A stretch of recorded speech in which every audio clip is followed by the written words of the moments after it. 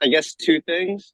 One, I feel like the past, I don't know, 2, 3 weeks, I haven't been reading nearly as much as I used to. And I feel like I haven't been, uh, deliberately thinking and spending time like with my thoughts. I've just been so busy. Um, and I just now I'm thinking about what's the consequence of that? Because I mean, I've Hmm. been in a pretty consistent pattern for I want to say like close to like 8 years now. I'm just like every day going at it. And it just feels like I haven't been in the past 3 weeks or so, and it feels different. It definitely feels different. I feel like I don't like coming onto the net. It's like I don't have many thoughts right now. Like if I had to pick a thought, it would be a couple weeks ago. Uh, like I got invited into that like intellectual deep web like chat thing, Sure. uh, and I was just talking like just going back and forth with like people on there, and just like the notion about like because I always saw metaphysics being storytelling. I see that when I first came on the net, that was like the provocative claim that I kind of made in the beginning, and I kind of stuck by that for a little while. Some points were made where they were trying to make distinctions, and I just don't see them as like real distinctions. So I mean, it's definitely something I've been thinking about. I guess like that metaphysics and storytelling. And then yeah, just the what's the consequence of not doing your routine reading, your routine thinking, and when I say routine, not like, oh, I gotta do this. It's just something that you do because you want to do it and you find yourself doing it. So yeah, I mean, those are some thoughts, and I guess content generation, like what makes good content, like not storytelling, but content for the internet, like TikTok, like what's good content that's not bullshit. There's so much fucking garbage out there that just rots people's minds. So like, is in terms of like the TikTok world, is that garbage that rot people's mind? Is that part of the qualifications of good content? My gut is like no. But yeah, I guess those are some things for to put on the table for people to eat right now. But yeah, I'll pass it off. No, I think it's lovely. And there is a few things where there's almost a way, like in many religious traditions, there's a notion of fasting, there's a notion of Sabbath, there's a notion of resting. And there is a way which I do wonder if sometimes, and we talk about this all the time, like David Hume as the return to common life, getting back to relations, encounterology, and different things like that. Like I sometimes wonder where there actually can be a nervousness not to study philosophy. And that's actually what leads it into a kind of academic. It becomes academic, it becomes your job. Whereas, funny enough, often the ability to say, I'm going to plant grass or, I'm going to be focusing on content allows, I think sometimes refined philosophical questions come into view. Like you get surprised by an idea that hits you with daydreaming that may not have occurred if you had an overly academic or overly kind of nervous. Oh my gosh, I'm falling behind on reading. I do think about that a lot on the nervousness to consume or to read or not miss out on ideas, which actually may hinder ideas. And I also wonder if that's part on this question of content, if there's a relation there. I wonder if today, like you could argue you have access to resources to make content or works of art or literature or philosophy, the likes of which have never been seen before. But if there's a certain, oh my gosh, we have to keep publishing, keep put out content, then we're never going to realize that material. It's just very interesting how technology brings with it that Paul Virilio speed, produce, that keeps you from using those tools in a manner to actually have more mediated, stronger philosophy. Like I was just like, so as an example, I was very interested in Korobowski to look up all the times he talks about identification in Science and Sanity, and then I'll give it to Philip Shin. And that used to take me to look up the words days, but now obviously you can do it quite quickly with different things. And that actually helped bring together illusions to get a comparison between what Korobowski warns about identification leading to insanity and the Zizekian parallax view, which is a change in perspective. Parallax is basically when you hold a finger up, you close one eye and you close the other, and the finger moves without you moving the finger because it's a change of perspective, right? And so parallax for Zizek is really important because philosophy is often in the business of parallax, where it's changing your perspective. It's changing what you see by a change in how you observe, not necessarily walking to a different location. So parallax is kind of an interesting concept. And the move from, say, AA to AB, aesthetic to beauty, a lot of times what we talk in the net, you could say, are kind of parallax. There's a lot of parallax shifts that are going on. Well, using the technology, you could quite easily bring together thinking on parallax with identification, but that same technology is what creates the info wars that destroy attention or create a nervousness to put out content. So technology always I think about technology always presenting temptation, if you will. And yet overcoming temptation allows a certain development of virtue that couldn't exist without that temptation, right? Without that challenge. So it's like it presents you with new challenges that then the funny thing about the technology then is the question of how you relate to it versus the technology as being good or bad itself, which makes me think of Michelle's thinking on the Amish recently. Good to see you, huh? But let me pass it to Philip and Mr. Jockin. Mr. Shen, good to see you, sir. Daniel, you too, and everyone. I was recently reading Disavow, Zupancic's new book, and she was going on just like a very subtle distinction between Agamben's bare life, some of Han's ideas on that, and like hers. And I was just kind of thinking about, what philosophy is a beautiful space to have like maximal plurality over like the smallest of differences for, whatever reason you want.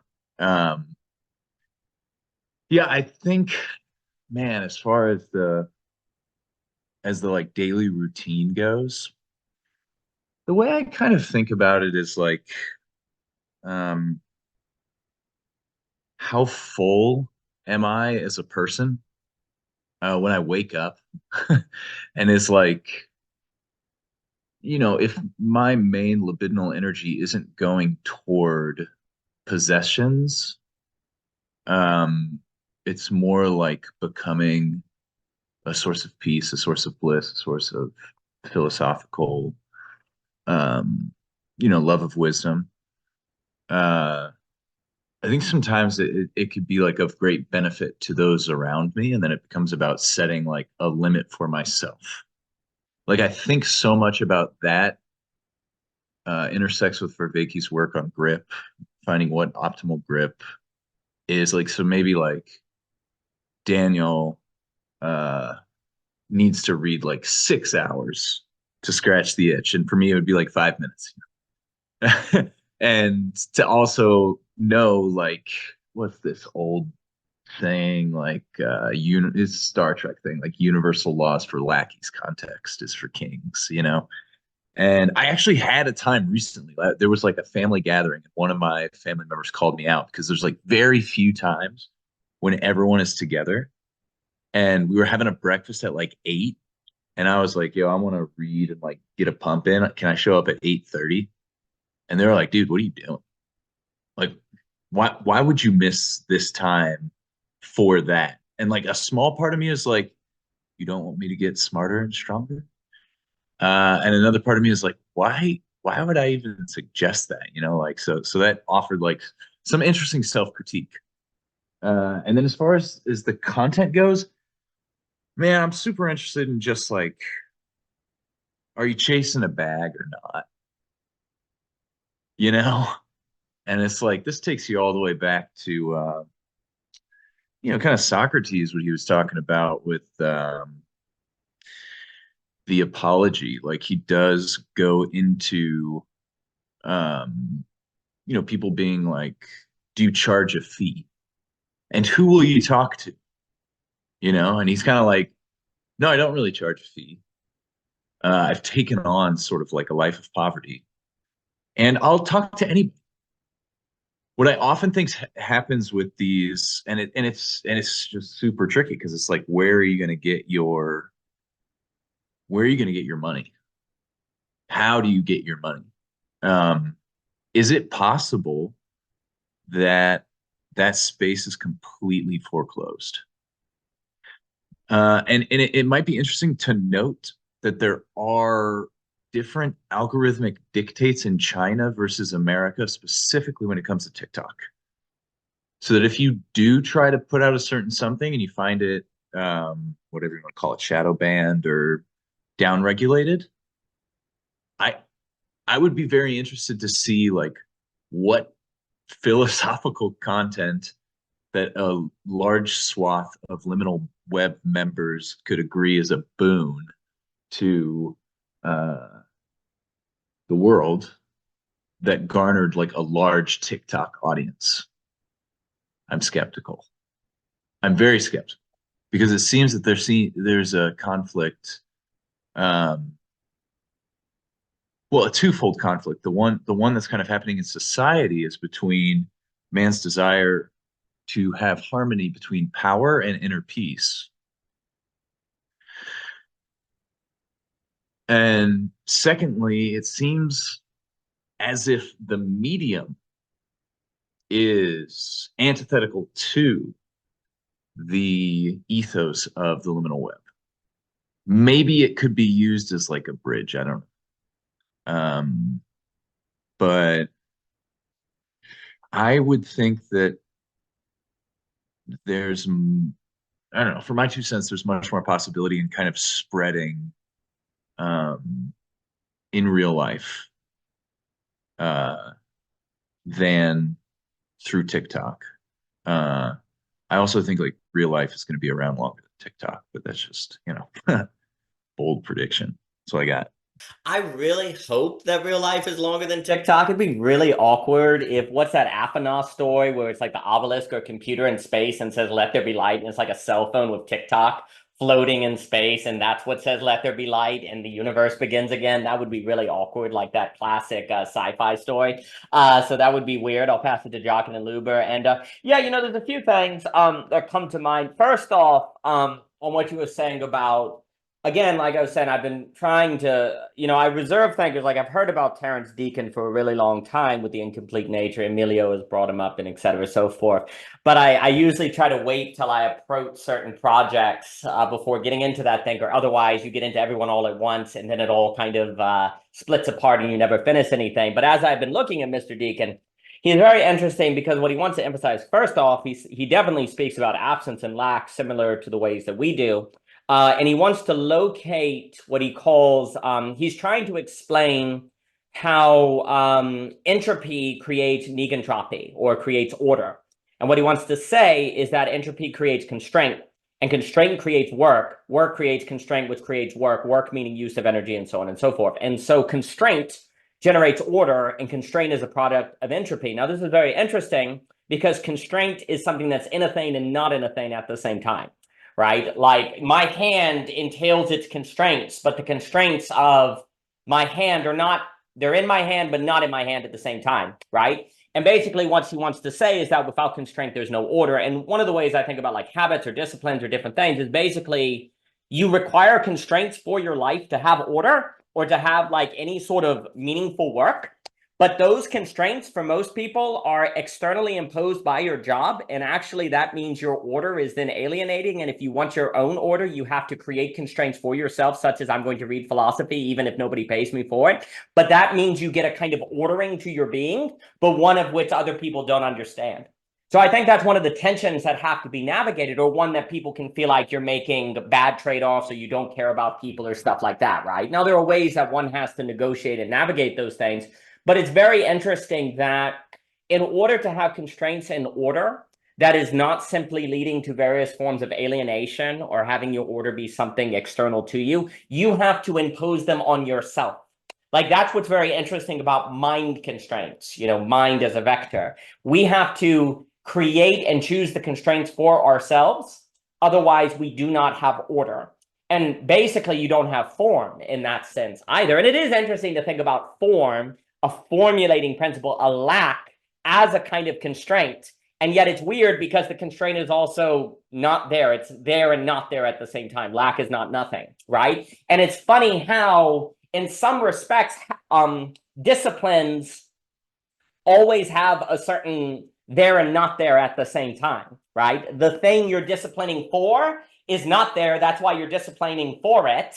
And yet it is there in the discipline, right? Like getting stronger. The strength that you want to get is not there, but you have to kind of, in a way, act as if it is there, at least mentally, through the discipline, through the determination, precisely so you can order yourself to it, right? And that's what's just very interesting. And honestly, I would say that one of the benefits of philosophy is I think it gets you comfortable and habituated toward regularly organizing your life toward constraints that are here and not here at the same time, without which your mind can't be ordered. Basically, your mental state, your spiritual state, none of these things can be ordered without lacks. And so that requires a certain discipline. Philip, please. Yeah, I just want to say, like, I wonder how you think, because I feel like there's also a responsibility to not scare the normies. Yeah. Because, like, you know, for example, you could like read Kierkegaard, and you can see that he has sort of like a neurotic Philistinism. He has a depressed psychosis. He has a schizo psychosis. He says the way out of these three is, I know it's so much fun. The way out of these three is to just transcend, you know, like transcend your what Becker would call the vital lie that is your character. And if you just like, I don't know, like walking around like telling everyone that, I don't know, maybe it is like a lot of fun, but I wonder what sort of like the constraints there might be, and but it once again may just be up to context. Well, just as a quick note, and I'll pass it to Jockin, I actually think there's a way in which today, with this kind of community, liminal web, spaces of philosophy outside of academic, it's almost necessary in the history of philosophy because in a way it's been autistic, if you grant me that phrase. It's actually been an academic, it hasn't had to learn those skills so much, which is one of the reasons why someone like Socrates is so, for me, interesting as a case study. Because I'll talk about Socrates, and actually this comes up to Mills's paper in Jockin's symposium. Socrates is not merely a method, the Socratic method, he's also an embodiment. He puts himself on the street and he experiences people. The method of Socrates is tied to an invitation. Yeah, the state's like, man, you're debilitating people and like making them, lose the faith. But it's very interesting how the Platonic dialogue, the Socratic method has something very invitational to it, something very in common life, something very social to it, that you in a way could say the academicification of philosophy led it away from that. And we're now in an age of needing to get it back, especially if it is the case that globalization and pluralism unleashed philosophical consciousness upon the world, where even everyday people now are existentialists, as Peter Berger and David Hume, all of them will talk about. Well, basically then some way to do philosophy in a more communal or everyday manner is now not really it's necessary, unless you want to fall back into fascism or something like that, right? It's becoming increasingly a necessary skill. There's more to be said on content and different things, but let me pass to Mr. Jockin, Mr. Luber, and Michelle. Mr. Jockin, please. Well, actually, on that on that point, I can build on it because two notes. On one area of research I've been very interested in, I haven't talked much about, is I think I talked about it a couple of times in the net, the idea of quick wit. It's interesting because it's not the wit, it's not that word quick wit, it's not what we mean in Nicomachean ethics, where it's like kind of friendliness, right? Kind of a banterous kind of mode. It has something related to that notion, but it's not the same, because the quick wit I'm using, the Greek for it is used, it's in prior analytics and in rhetoric. It's very interesting. Prior analytic is his most dogmatic demonstrational method, right? Discussion of syllogisms and how they operate. It's so curious. He has a notion about quick wit there, and it's also in the rhetoric. I think that's very interesting. What we mean by quick wit is the rapid initial recognition of the middle term of a proposition. So what this means is actually relates to kind of grip, an idea that here's the problem with intellectual thought when it has no context has no content to operate on or work with. It gets just a spiral on its own. Part of quick wit is that ability to take conceptions and to see in the relationship some unknown property, something lacking, that through the act of intellection, via, use Daniel's language, a partial object, you can strike with noetic immediate understanding hit the mark of the connection, the possible connection between the terms or the phenomenon. So, for example, it's actually used mostly in military language. It comes from military conceptions in Greek terms.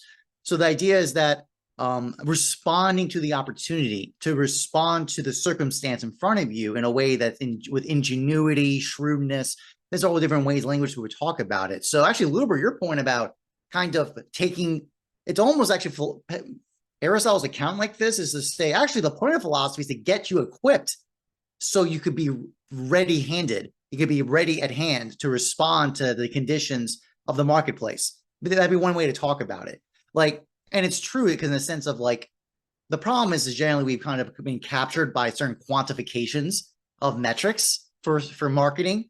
And this is partly why content's the way it is, because it's just pressing on the button of what gets people's attention. Hit the button for attention, dopamine hits, serotonin hits, anger, rage. These are all the effects because that's what's being measured. So what's being measured by an account gives you a dictum of how you have to behave, because that's what the marketplace has been reinforced to reward. That's what you get. If you want to do something different, you're going to have to come with a different point of view, right, to address that. Not even in an oppositional state, but in a yes and. So, for example, like Vervaeke, Jordan Peterson, like these are people who have huge, relatively robust followings, but they don't necessarily always go down the TikTok level of degeneracy of content.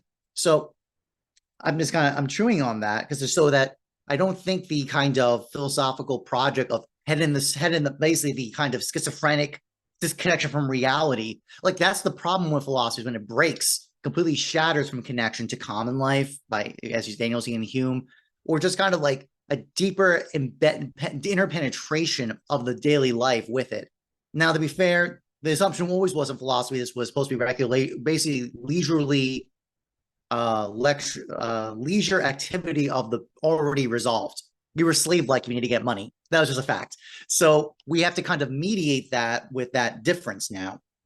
I don't think it's impossible, because quite frankly, thankfully, things like the act of us discussing online produces captured commodities, I'm being honest, that can be monetized. I'm just being honest, or in various modes or ways.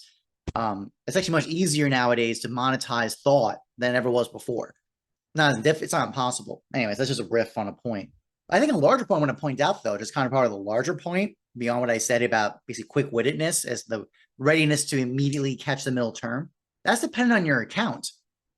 And that account is dependent. I was rereading a paper on the winner's effect, where they had a quick summarize one application of this effect. It's been reproduced many times.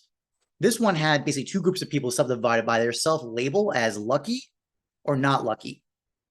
And they found, hilariously, they found that the lucky population sample, was vastly faster to find like a certain term. And the reason why wasn't because of any actual real improvement of their cognitive function necessarily, like in any real sense. The reason why was because in the study, they had on in the inside front cover, the answer to the question, because they had to go through a bunch of papers.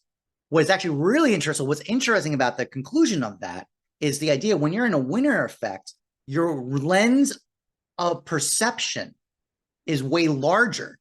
And that's very true in many disciplines. When you're under stress or you're under some kind of stressor condition where by self-labeling or whatever, by other factors, you are suppressing your perception because of you're basically under a stressor. It's actually even physiological, your pupils focus. You lose peripheral vision when you're under stress. If you feel scared or in danger, your peripheral vision gets shortened and you get much more narrow focused. I know this from boxing because ironically in boxing, you win, you're actually more confident in your defensive capacities to dodge, block, anticipate attacks by not being stressed. It's when you're stressed out, you get tightened up, you lose all your perceptual power.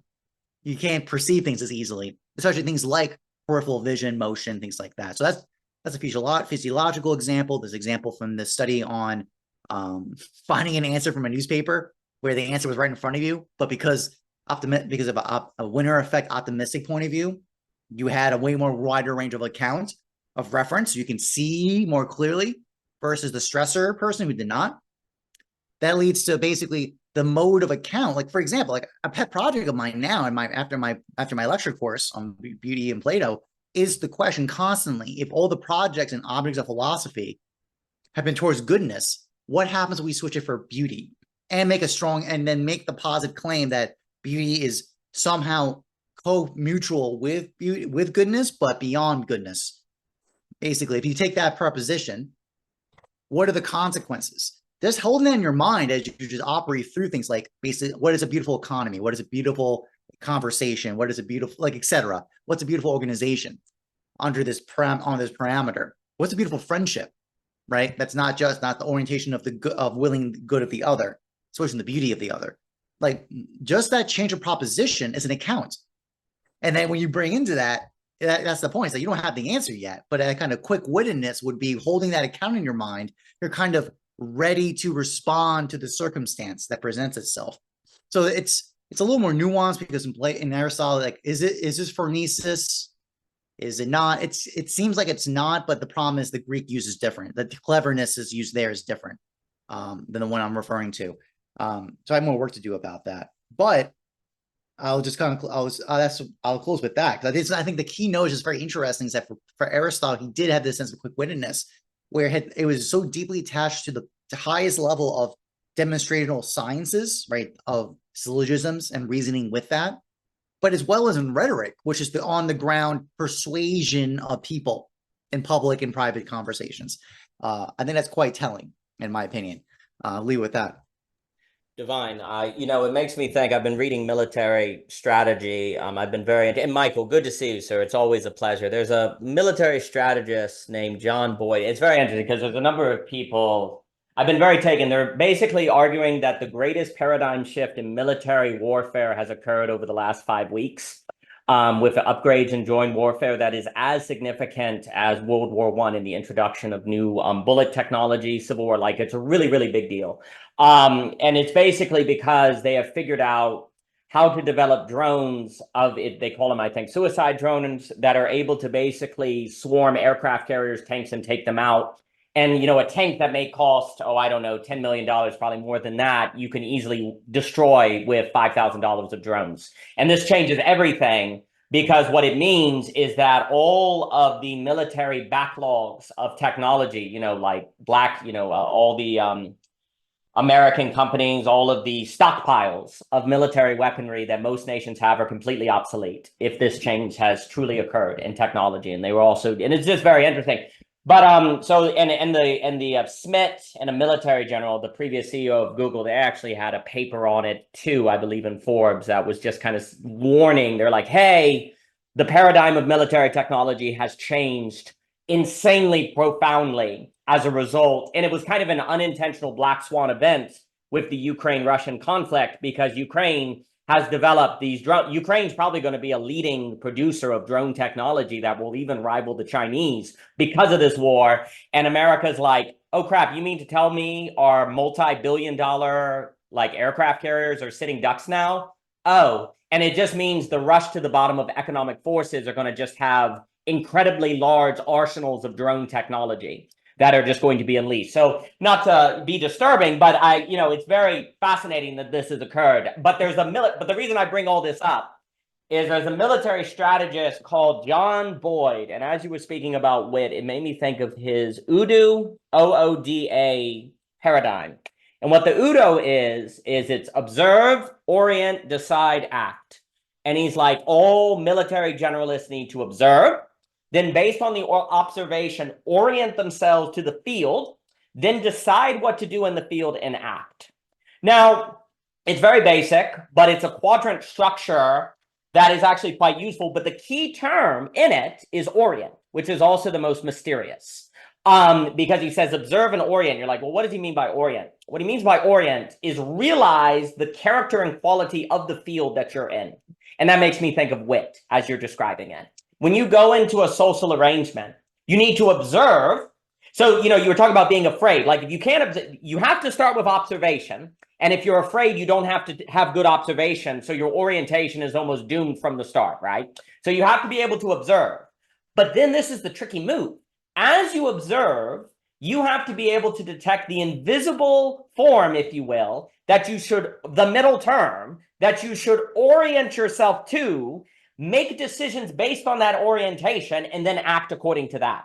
And basically, what then a thinker, John Robb, argues is that the great mistake of the 20th century was when America, at the beginning of the 1990s after the Cold War, oriented itself on a hegemonic structure of containment as opposed to a more national-focused engagement structure that would turn to multilateral trade agreements like before World War II. And that's a mouthful, but basically what he's saying is that America kept treating the world like it was the Cold War after the Cold War, which then led to collapses of national structures. It led to wages collapsing, economic activities that strengthened governments, but not people, and it led to popularist uprisings. It's a very interesting argument that Mr. Robb argues. But what he's saying is that the mistake of America was one of orientation. It didn't have the proper orientation. And what you're describing is wit there. I really do think like a philosopher is someone, if they're not good at orientation, then what they do is they observe the people talking and they maybe orient themselves like they're still in academia or that they have more status than everyone else. They then decide to talk to these people and their action is one that makes everyone hate them or makes them feel like they're better than them or makes the normies feel bad, right? But instead, if you observe, these people have a common life. They're interested in their well-being. Oh, so they're interested in well-being, but I'm also observing that their definition of well-being is not actually beautiful, but the good. How do I then, I'm then going to decide that I want to introduce them to the beautiful instead of the good, but I need to act in a manner that meets them in their language and their interests so they can actually integrate with what I'm telling them about, right? So I probably shouldn't walk in and say, hey, have you read the frickin' Phaedrus? No? Go away. So, you have to orient yourself to that reality.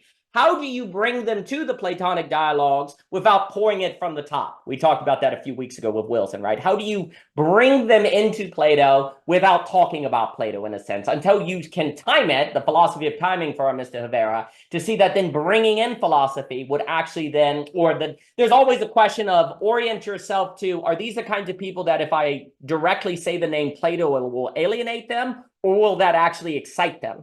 There are orientations there. Mr. Jockin, please. Just to add on this from last week's conversation is the idea of going to failure. Like Yes. the whole point is that when a community enters a framework that gets to a failure, part of the philosophy's job is to draw that out. That's one positive virtue of postmodernism, right? It was supposed to draw out the failures, but it's not good. You can't just leave people there. But I just wanted to add on that we did talk about that last week. No, I think that's very good. I mean, for me, if postmodernism doesn't lead to a crude relativism, but instead an orientationism or conditionism, that's a very different thing, right? And I actually don't think it's by chance, I'll give it to Michelle here, is that I don't think it's by chance that you see this move in a psychoanalytical psychology therapy direction in philosophy, because I think there's at least a subconscious understanding that, oh, we missed orientation. Something is missing from our philosophical thinking. I don't think it's necessarily missing in all philosophers, but there's a sense that the discipline has somehow lost sight of this, and we've lost the Udu. Maybe we're good at observing, but we don't know how to orient, and then actually we're not too good at decision or action either. So, we need to get all of those back together. So it's interesting to think of the Udu, but let me give it to Michelle. Michelle, please. Great to see you all. And yeah, great to be here. I was just thinking about the normies concept a little bit more. And I was thinking about how I think it's a fair comment, because there are people who, they're just more normal and they're not going to necessarily want to do things like we're doing right now. But I also feel like, generally speaking, I try, unless I'm doing like the meta-analysis of it, like here, I'm not going to go out in the world and just sort of be like, normie, I don't think any of us would do that, right? But I was thinking about how it's interesting, because I think hopefully philosophy can also help us to deconstruct those like apprehensions, right, that we have of certain people, so that we could be more open to, you know, learning from whoever we encounter. And I've always appreciated, like, there's this day where I took the kids out, you know, and we were running errands and things and running into some people, and it was just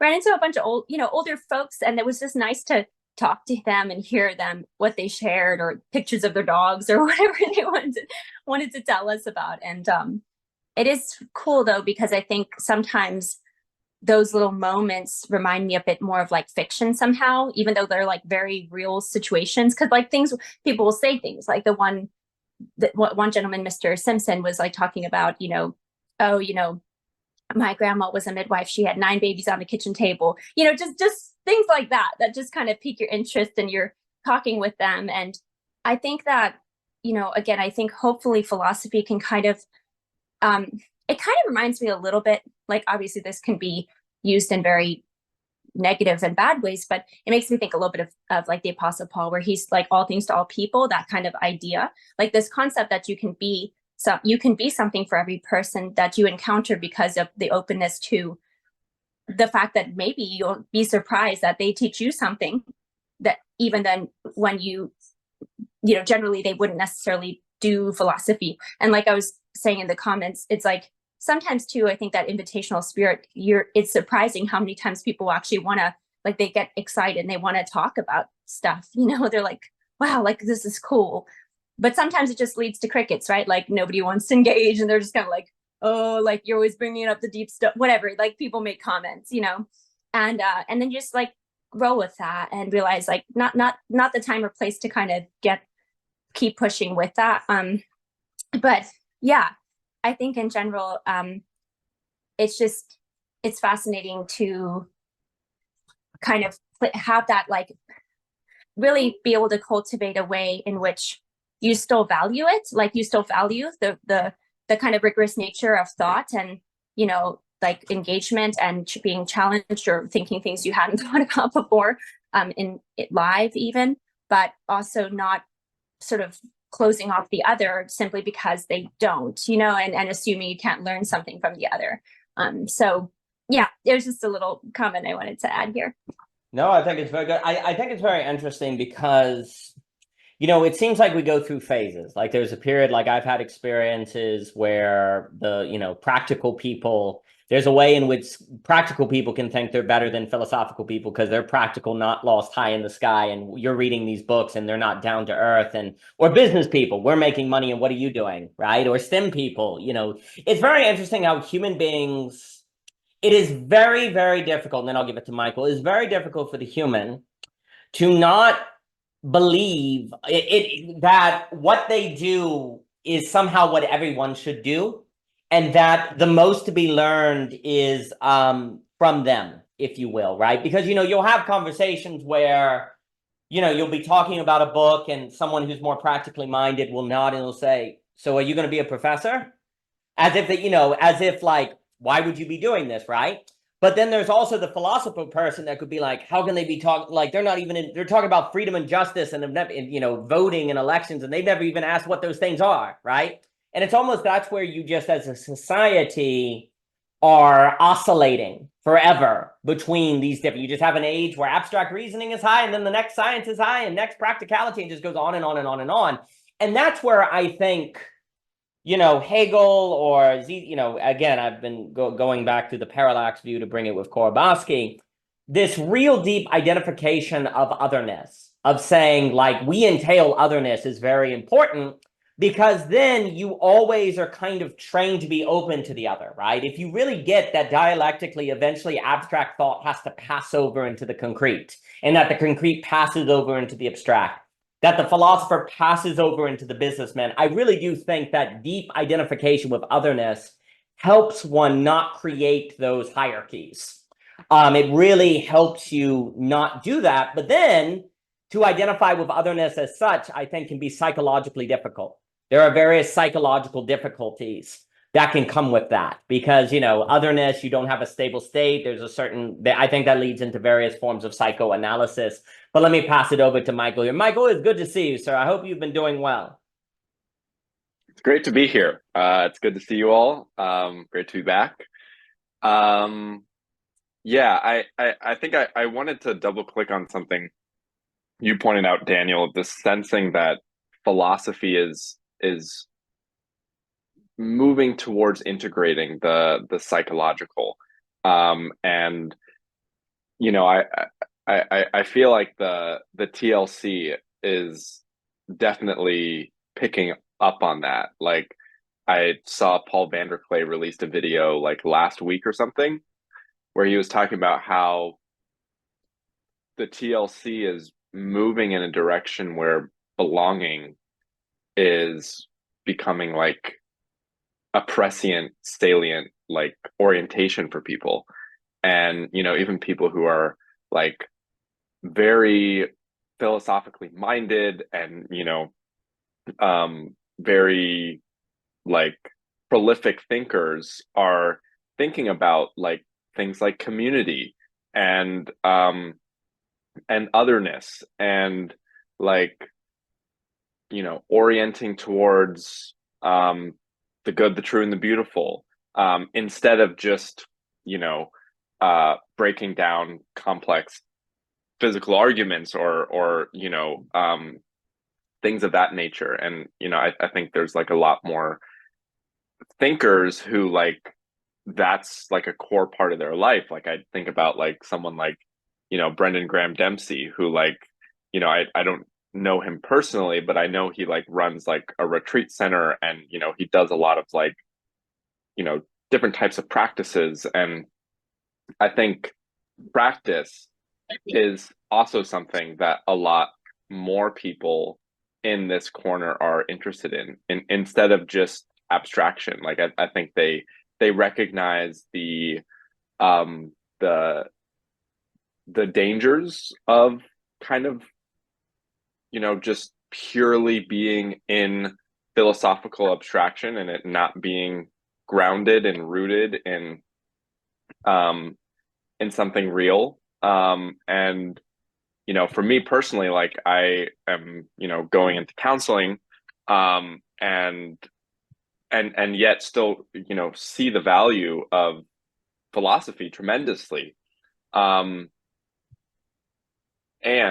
I, you know, I really am enjoying the orientation, the ever shifting orientation of, you know, modern philosophy, it seems like, into the very human. And I think it's like a natural progression when, you know, when most people who are drawn to philosophy are drawn to it because they want to improve their lives and they want to improve the lives of the people around them. And, you know, I think there's a realization at some point of like all of these different ways in which the human psyche and soul and society has impediments to being able to do that. You know, impulses that get in the way of you pursuing the life that you want to, social programming, your own insecurities, your own defense and coping mechanisms, all of these things that like get in the way of that like pure orientation. And so, yeah, I'm really curious to see where all of that continues to go, and whether philosophy, if it's kind of integrating with psychology, brings in more people than maybe it has been able to in the past. Because I think you can reach a lot more people when you talk about like the human experience, and things that we all go through, instead of talking about Dante's Inferno or something. But yeah, that's kind of all I wanted to say.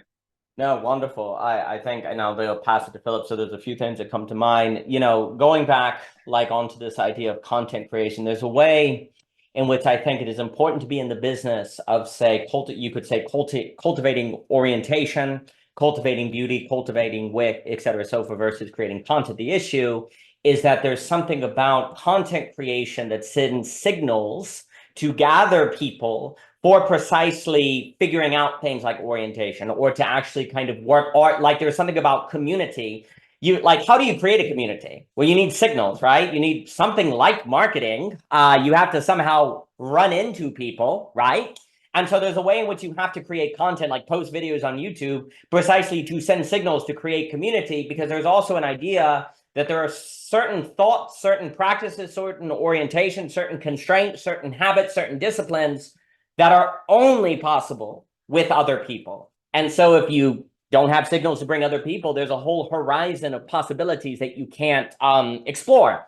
I mean, I think basically, like if we talk about virtue and beauty, I think beauty is closed off to you without virtue, as Jockin has taught on.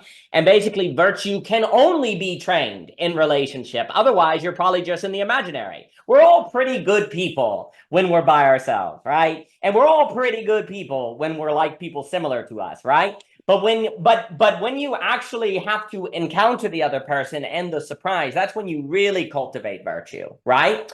But then, of course, you also have to be relationships with people that are enough like you that you actually can gel, right? And to actually like figure out how to work together. So there's this weird coordination problem of bringing together communities that find the middle, enough of the middle term, to be able to actually grow together, where it's not so much difference that it's just chaos, but not so much similarity that there's no cultivation of virtue, right? So there's some sort of need of content for the creation of signaling to create those conditions. The other thing I was going to say before I pass it to Philip, I feel like basically I kind of have I think whatever it is that humanity did not address, basically you have to go back around and deal with. There's something kind of Hegel, like one of the reasons perhaps Hegel will emphasize interpretation is precisely because the way to go into the future is to notice all the things you haven't addressed yet, that by not addressing is going to mean the future is going to destroy you. One of them basically is, you know, if we were to say beauty. Philosophy, we've lost sight of beauty. So we have to go back, see beauty in the tradition, bring it back, make it distinct from the good, or otherwise going into the future will just be self-effacement, right? So that's a looking back. Another one I think is basically orientation, or the ability, common life, how to orient, right? Like we have to go back and regain that, or else when we go into the future, there's going to be trouble, right? I think when you go back into history, like when you look at classical philosophers, they don't call it psychology, obviously. They don't talk about sociology because this term doesn't exist till the 19th century, but they are talking about that, right? So there are things that have been overlooked. Belonging. The other one that I think increasingly is occurring is this notion, like you were saying with Van der Kleef and Grimps and Dempsey, on like belonging and community. I think basically, to say something large that would have to be explored, a lot of people are increasingly, whether it be Game B or et cetera, kind of talking about community decentralization, smaller communities, and so on and so forth. The political science problem we did not address and haven't figured out how to address, though, is the American Civil War, which is what all of this will come back to. Because what do you do if people, you say, like Jim Rutt will say in Game B communities, well, let's do a lot of experimentation, right? Let's have communities over here be different from there and so on and so forth. And then we'll figure out what works and what doesn't. And we'll have different decentralized communities that have different things. Well, that's a kind of federalist structure. That's like the 50 states. Different states do different things. And it's all good and well until one Game B community eats meat and the other doesn't. And the one that doesn't eat meat thinks that killing animals is murder, and that we've got to stop that, right?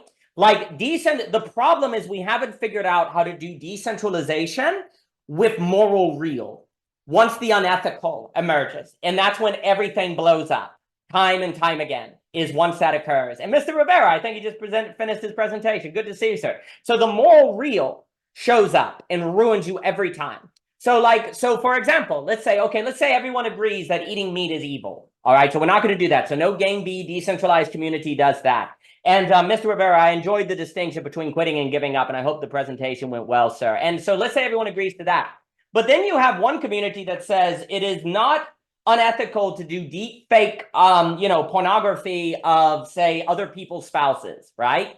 And another community says, that's horrible, don't you dare do AI deep fakes of our people of our community. But they over there don't see anything wrong with it. You do. Now you're back to the American Civil War, right? And so this is actually, for me, the massive problem of decentralized communities and finding community that way, that more and more people are sensing, wow, the way we dealt with the American Civil War is basically a mass centralization, central power that destroys the conditions of belonging. So we need to get back to belonging, and we need to get back to psychology. But what that means is you're going to have to figure out how to do with this unsolved problem of the moral real, in real kind of a Lacanian sense, almost. It breaks through, right? So there's beauty, orientation, decentralization, moral real are things that have not been solved in the history of thought, psychology, military strategy, or whatever, that basically now you have to kind of go back and recover and rethink that have not been addressed, and they're very, very difficult. But let me pass it to Philip and then Mr. Jockin. Mr. Shen, please. Well, difficult things are a lot of fun, you know. I think one of the things that we're really having a tough time with is the Zach Stein's crisis of attention. So any kind of joint attentional activity, if people don't share or even know of a value that you're trying to share with them, they might think you're trying to imperialize some moral system in their head, and convincing someone that there's something more beautiful that they could be doing with their time, while telling them that they have to give up the one thing that has given them all their pleasure in their life. It's like, good luck. I'm reminded, Michael, what you were saying with more people doing philosophy and kind of weaving it into other things. I think simultaneously these 4 F's of Benjamin Studebaker's political disenfranchisement, where people are going toward fandom, futurism, fundamentalism, and family. This is what I see day in, day out. Like this, when I'm out and about with people, it's fantasy football. It's I am trying to get my kids, to be apt competitors in skill-based economic games. It's either I'm a giant Christian or a giant Swiftie.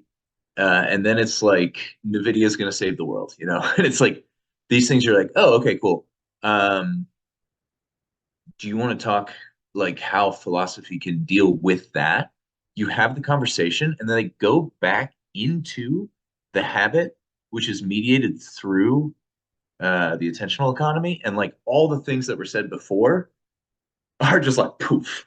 It just it's just gone, because on some level there are a lot of sort of limbically hijacked algorithmic setups in those things to get you a sense of belonging through tribal behavior. As far as beauty goes, this is another very interesting thing. How can you agree, right? So how can you get a group of people to agree? Gosh, I must be reading a lot of Plato. This is it Crito, Crito, where he's talking about law, and Socrates basically saying either persuade it or obey. And it seems like obviously like also or disobey and suffer whatever the group is going to do to you if you do that. And it seems on some level like almost nation state laws become moot in these global game theoretic situations, where it becomes like very difficult to be like, okay, yeah, so that nation state and all its actors will not try to capture the attention of 3 to 10-year-olds. But another one does, and because of that, they are able to like dominate you militarily, or you know, like send you into debt. Although I do think that this cheap drone thing is very interesting. It's very interesting stuff. And then when it comes to like beauty,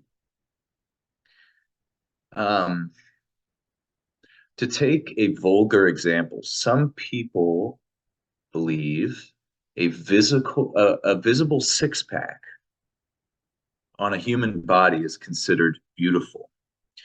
1 in 25,000 adult Americans have this. That would make New York City 8.8 million people, 362, right?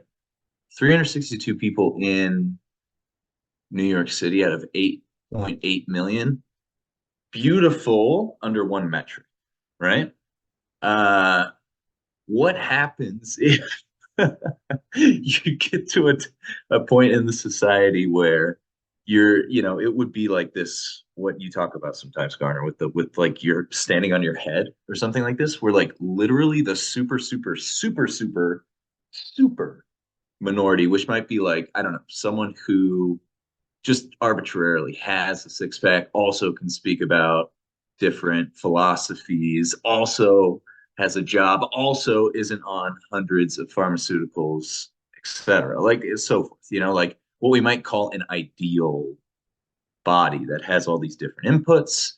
And then it might get to the point where it's like, well, we can't do that as individuals anymore.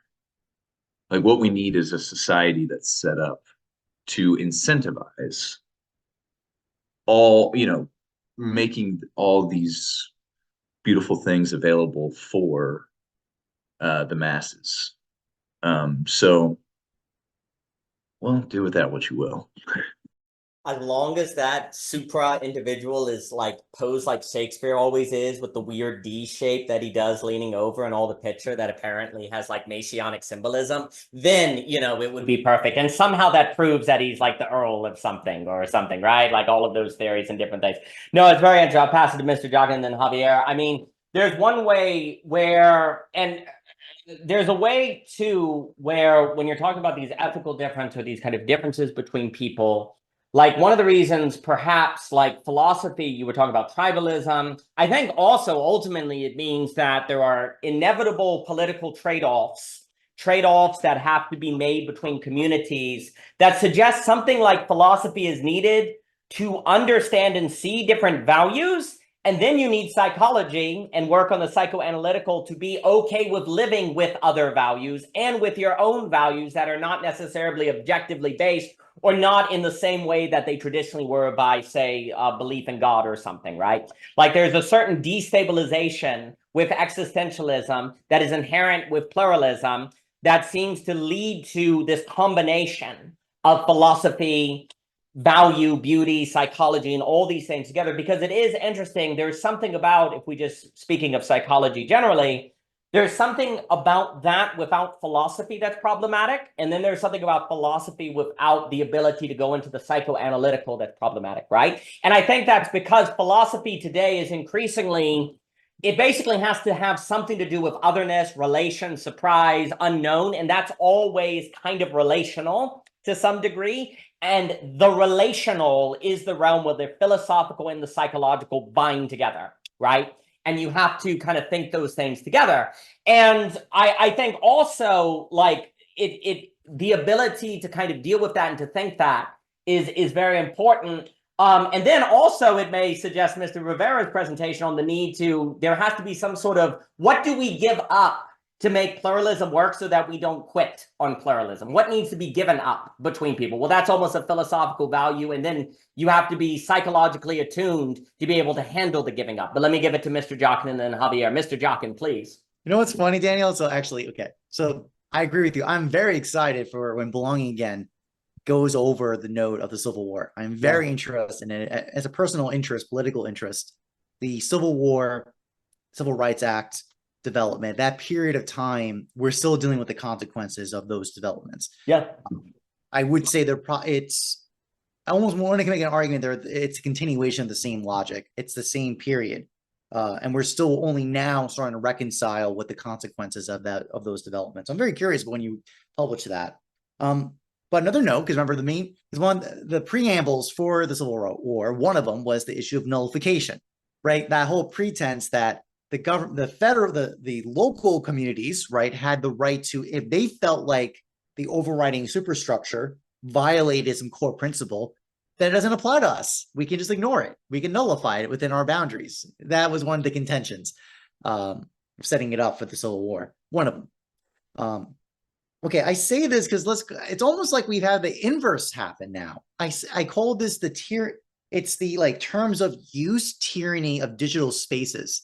What I mean by that is, I'll give you a couple examples. Because Daniel, I thought of your bookings.com saga and my parking I paid for the parking, but because it wasn't registered in the right system, I get double booted, and I had to pay to get the boots off my car. And there was nothing that's the point. There was nothing that could be done by any human being. The system made its judgment. There was no way to nullify it or update it. You just had to obey. That's it. I say that because listen, in many digital spaces, people just click the terms of use to use these applications and services and platforms all the time. And they're operating as governed spaces, by the way. I say this because there's an amazing story of a person who died at a Disney World attraction. They died at the park, but the lawyers from Disney are trying to justify to say they're exempt from it because he signed a Disney Plus online. And people are dying in the video over this. I know. It's amazing. I'll send the link later. It's phenomenal. Who knew signing up for Disney Plus's terms of service would get you that if you died at their park 2 years later, you would be disqualified yourself, exempt yourself. Well, better to be said, to be fair, what it was forced arbitration, meaning you could not go to the courts to mediate the damages from the death. It had to be arbitrated, which always benefits the corporation, quite frankly. Everyone wants that. You don't want to go to court because this is uncertain for that. I'll send a link. It's absolutely insane. Anyways, my point is like, look what's happened here. But it's over the pretense of what? Everyone's total freedom. Absolutely nothing's being imposed by anyone in any way. You don't have to use Disney Plus. You don't have to use Netflix. I don't have to use Parking Friend, wherever that platform was I used. Parking Spot, that's the name of it. Or bookings.com. You don't have to use any of those. See, there's no compulsion in this. And you're using the terms of service. You agree to use them. You get your terms of service. Oh, but if they make a mistake or there's some issue, oh, wait a minute. Nope. It's like then the law gets activated. All these systems get activated. And you as the individual have almost zero recourse at all. So it's almost like it's actually the reverse. It's almost like the necessary consequence of that. I'm chewing on that because, I mean, also, by the way, listen, guys, my original background is in type design. I'll tell you, because it's so interesting. Fonts were one of the first platforms besides music that got wildly pirated. Wildly. Like basically once they became a digital asset and the internet got good enough to download this stuff exploded everywhere. Especially because fonts were incredibly very expensive. Their cost per unit back in the 90s was $100 per style. Actually, and dollars today, it's probably like $150 per style. And to give you a context, a font would have usually like 6 styles on average, like initially, like on average. That meant like it's $800, $900 to get the fonts installed on one computer. And that's how we price it. We price it based on computer installations. So if you're a large corporation or you're some entity that needs to get this installed on 1,000 computers, profit's awesome. So we had all the economic incentives to pirate it. Okay. And for initially, the strategy was we were trying to enforce our copyright of suing people if they download the fonts. But no one we've decided collectively as an industry, we've just decided, you know what? We will permit the piracy because what we're going to do is we're going to use the terms of service when you use our fonts as basically a trapdoor virus, meaning as a per case the system and a large enough corporation starts using our fonts, but they didn't pay the license. It's exactly the same strategy. It's basically it's brutal. It's like terms of service brutalism. That's what it is. It's just a variation of it. Where now we're like up, like NBC Universal had to pay $3 million in IP right violation for fonts.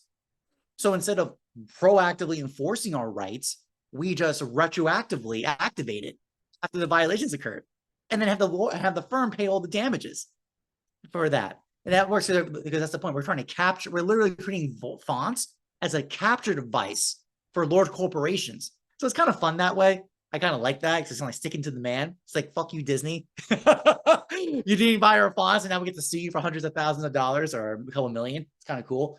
Anyways, I'm just pointing out like kind of interesting how digital space is operated with law.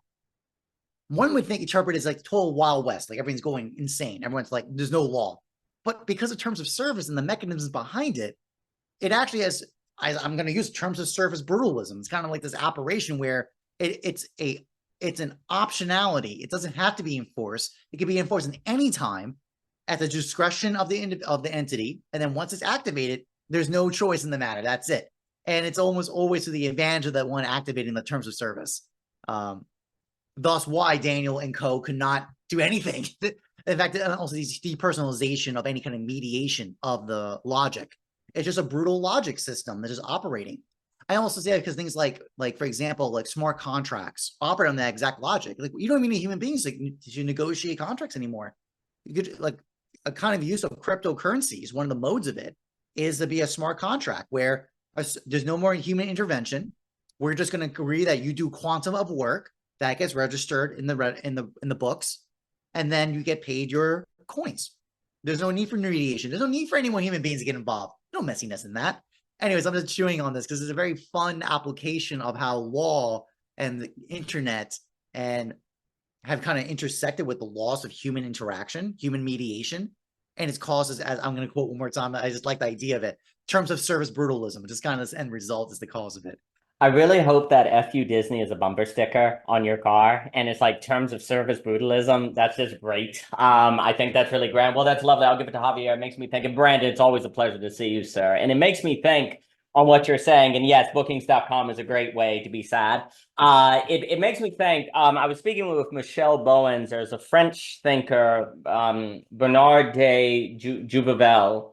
He has a lovely book called On Power. And he asked this question in it, where he says, how is it that the growth of the state has been able to happen at this exponential, the state has really grown, and yet people today of the 20th century think they're more free than ever before. Like, it doesn't make sense, right? Like, you would think that people, like, there's this kind of sense that people feel like they're freer. And what he points out is that the state, the government, the apparatus, the Leviathan, if you will, they did a little trick on you, which is that the state weakened the powers of, say, church, community, family, freed you from civil obligation. So you felt freer as an individual. So you then didn't notice as the state became more powerful, as they grew in strength, and actually you had less power, but they maintained a kind of optionality where they're kind of in the background until you hit the guardrails. And then you find out you actually don't have freedom, right? So there's this kind of eroding of the middle that creates a smoke screen that the individual is freer until you piss off this. And then one day you go, oh my gosh, the state actually is incredibly powerful. Oh my gosh, the professional managerial class is unlimited. Oh my gosh, wages have fallen. I don't know what to do about it. And it makes me think very similarly, where what Juvenal, if we take that analysis, there's a way in which, because I just think about the push of decentralization, because the thing is, like, on this idea of decentralization, smaller communities, et cetera, so forth, these are going to deal with a lot of addresses. What are the things lurking in the background that are going to pop up when you think the decentralization is going to work that's actually going to kind of eat it, right? Or it's going to actually lead to all of these different problems. One of them will precisely be when you get decentralized communities and someone is eating meat and the other group thinks that eating meat is evil, the inability to mediate those moral differences leading to communal breaking will then actually, the state will go, see, decentralization doesn't work. Y'all just want to kill each other. The state should get stronger, right? Like, if you go into Web 3.0 or decentralized or game B communities or all of that, but you can't handle moral difference, or figure out how to mediate those differences, they're probably going to fail, which will then make it seem like centralization was always the way anyway, right? But the decentralization as a method for dealing with various problems can, if you're not thinking about these deeper issues of orientation or values, can function as a certain smokescreen where you go, we've dealt with the problems of centralization, central banking, and so on and so forth. We just need to have decentralization. Well, that may be part of the address, but if you don't go all the way and simultaneously learn the capacities of how to deal with ethical difference without scapegoating them or witch hunting or killing all the evil people, then it's ultimately going to fail, and then make it look like you should have never done that in the first place. Likewise, if you have like freedom from the law and you're like, man, we're legally freer than ever before, and you're not noticing that the terms of services are actually creeping around to create a certain brutalism in the background, then as you think you're gaining freedom, one day it turns out you're not, and there's a certain trap. And that analysis made me think of Bernard de Juvaly, his thinking on that matter.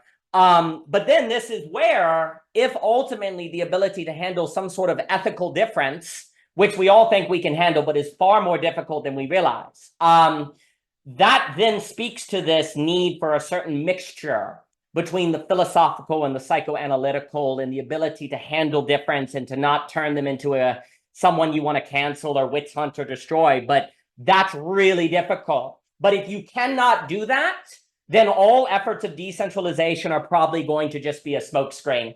That actually the capital nation state, as Karatani would put it, would be more than happy to let people do that decentralization, knowing that it will ultimately fail as people think it will succeed, which will then make people regret ever trying in the first place. And the strength of the state is all the stronger in different things. But let me give it to Javier and then Brandon, please. So Javier, please.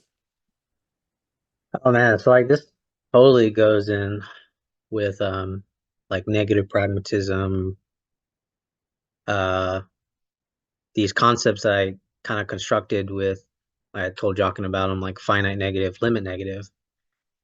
Okay, so if I could just like briefly explain these terms, because I think it could be actually useful as to the problem that's being pointed out here by Daniel, which is a finite negative is very intuitive, meaning like the world is contingent, there's plurality, there's finite things, therefore the negativity itself is finite.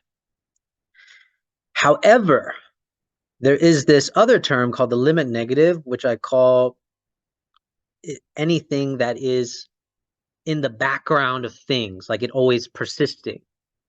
And this is something that people would call like desire, suffering, you might say death. But I've refrained from using death precisely because there's definitely a techno-utopian version where death is no longer a problem. So I actually avoid this by saying like desire and suffering will definitely still be a problem, because even if we can live forever, doesn't mean we've solved mental anguish. So desire and suffering will always persist. This is what the limit negative says. Now, this is what's interesting. So if we're playing with your suppositions, Daniel, that ethical difference is too hard. Why is ethical difference too hard? Well, it's precisely because the limit negative is not the one that's being acknowledged, right? It's not being realized that it's the thing that's always going to persist, meaning like ethical difference is never going to get easy. It's always going to get hard. This is where like my pessimism comes in. It's always going to be hard. But once you realize it's always going to be hard, well, then why is there any need for a centralization? Because what's happening with the centralization is you want to blunt the negativity of the ethical difference, of the social differences, of the moral differences. You want to blunt it, okay? And Badiou's terms, and I actually like the way he also describes this, is that the state is what resecures the multiple. So basically, there's these layers of multiplicity, right? There's presentation, which is inconsistent multiplicity as multiplicity, so it means it's become a one, so it's a consistent multiplicity. But then the state resecures this multiplicity as another one. But what happens with this resecuring is that actually everything that is presented is not everything is possible to be presented. That's the problem. Not everything is possible to be presented. So that means there's a discrepancy between belonging and inclusion, which is what Badiou kind of makes a discrepancy between. Every multiple has a belonging and inclusion. However, once it gets resecured by the state it cannot represent everything. It gives you the illusion that it represents everything. But actually under the background, it can't. This is the weakness. This is the forever weakness of the state. It can't represent everything. And this is why, Badiou needs an event and so on and so on. But the main point is saying is that this idea of the state or we needing a centralization is this idea that the centralization can present everything and the centralization can't. So that means we're ironically what I call it at a circle of futility. If the centralization cannot present everything, an ethical difference is too hard. Well, wow, we're in a quite predicament, aren't we? This is the circle of futility. We can't present everything, and ethical difference is too hard. So that means that the only thing that remains consistently is precise the fact that ethical difference is hard. And that's it. That's what the limit negative is always going to say. And from there, we can hope to have a qualitative difference. But again, that qualitative difference is always going to say that it's hard. And this is the kind of usefulness of the limit negative that I kind of constructed, which is, I found it helpful because it kind of explains, for example, like, why does finite negativity like shame, regret, can kind of take on a infinity of itself? Why can that? It can take an infinity of itself precisely when you blunt the negativity, when you don't understand that there's a limit ordinal. And in the Christian sense, this would be understanding that you're a fallen creature. That's a limit ordinal. That's a limit negative, that you're a fallen creature. And it's useful because you can even take advantage of the fact of like, this is the perfect understanding of forgiveness, right? That we're fallen creatures. There's a limit negative. There's always going to be suffering. There's always going to be mistakes. There's always going to be difficulty and so on. So why hold on to not forgiving when forgiving is precisely the acknowledgement of this limit negative? That suffering will always continue to persist and so on. So to look back at what Shin was saying, what Philip was saying, I really liked what you were saying, Philip, because you're like, okay, so how do we deal with the fact that I want to show people something better? Like, how do I argue for something better? And I think the argument with something better always kind of comes with a ironic negation or nullification, which is, and this is at the principle of the absolute choice, which is they don't have to accept it. And that's always going to be the brutality of it. However, just because they might not accept it, or it might be pointless to say it, leaves the opening for an idealization or centralization of saying, maybe we should just place ourselves in a state where plurality is more tolerable, precisely because there is the risk that somebody could refuse our rhetoric or argumentation for something better, right? But then also the futility in this is that I also assume what is better, and that's also the problem, right? Because I've said a lot of things that are better in my past that I would totally take back. Okay? I would totally take back. Okay, but yeah, that's what came to mind. Wait, can I jump in real quick on that? Because I think there is actually a way around this. Because I think when you're trying to say that something's better, you're looking for a ground. The best image I have for this is like Mortal Kombat. At the end of the game, there's the spikes at the bottom. If we can ourselves, not necessarily like being afraid of, but like confront, what other people do, but confront the anxiety of falling in a bottomless pit and remember that it's bottomless. it's not like the fall that hurts, it's clearly the stopping. And then I think on some level there's something interesting there, maybe. No, I mean, these are very serious problems that if we cannot think, then you're basically whatever political methods of decentralization are just going to fall back into repeating some form of the American Civil War of ethical differences that then lead to that's deeply immoral, so we need to centralize power to stop it. Then the state has a moral imperative and it just grows in terms of to what it is today. That leads into all of the madness. And then I think this point, and then I'll give it to Brandon. I think this point on we tend to think the state can represent everything when it can't. And then what it doesn't represent doesn't exist. In fact, is evil. So it does this move of othering everything else. And if you're not part of the state, and if you have beliefs that the state doesn't accept, you're bad, and we have to get rid of you, right? So there's this other move that then steps up that's very problematic. But then this kind of I think basically what we are seeing is more and more there were various game theory dynamics that religion protected us from that we didn't know it did because we thought all it did was give it metaphysical dogmas, when actually there were social dynamics it was preserving. So for example, the issue of forgiveness. If you have a society that can't forgive one another, you're pretty screwed. But how do you forgive one another without, say, a religion saying you must, right? Because they literally did something wrong to you. Isn't it a denial of the facts to forgive them? Isn't that passivity? Aren't they taking advantage of you or something, right? There's a lot of problems that emerge right there with the question of forgiveness, right? But guess what? If someone doesn't swallow something, then the society breaks apart, right? And I think, and there are many more that there are various multipolar traps. And now I'm thinking about the Amish community based on the book that Michelle has been reading, because the Amish actually might be a good case study of an alternative form of showing a difference that is ascribing to a different ethics. Because in the Amish, you can leave the community. They push people. They say, you must leave. And then you choose to come back. And instead of literally it's oh, you think you can find belonging and community out there? Well, go ahead. And then a lot of people come back, right? So what's the difference between that strategy of ethical difference and particularity versus a central power forcing people into a different ethic or something like that? There's more to be said, but let me pass it on to Brandon. Brandon, it is good to see you, sir. It's always a pleasure. I hope you have been well. Dan, it's great to see you too. And hi to everyone. Yeah.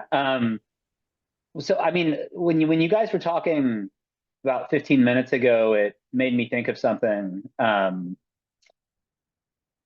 And I mean, perhaps this doesn't intersect much with people's interests, but if it does, we could discuss it.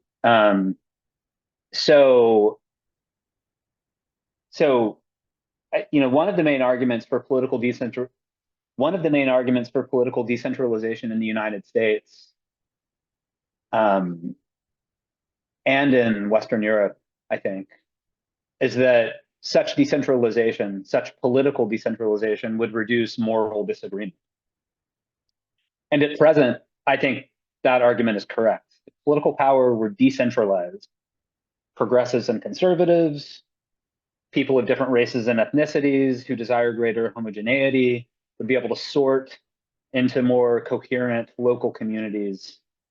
Obviously, moral disagreement wouldn't go away, but there would be less of it on balance. And now moving to a related point. So I think it would take a perhaps unprecedented, perhaps impossible, truly epical phase shift in humanity for human beings at scale to get better at negotiating moral difference. I mean, there you're talking about changing human nature. And assuming that's true, in other words, assuming that people aren't going to get better at negotiating moral difference, which I think is a rational assumption on any reasonable time frame, it seems reasonable to devolve political power to more morally coherent units of society. And then one other thought, these are all meant to be related. Political centralization is like an iron law of civilizational development.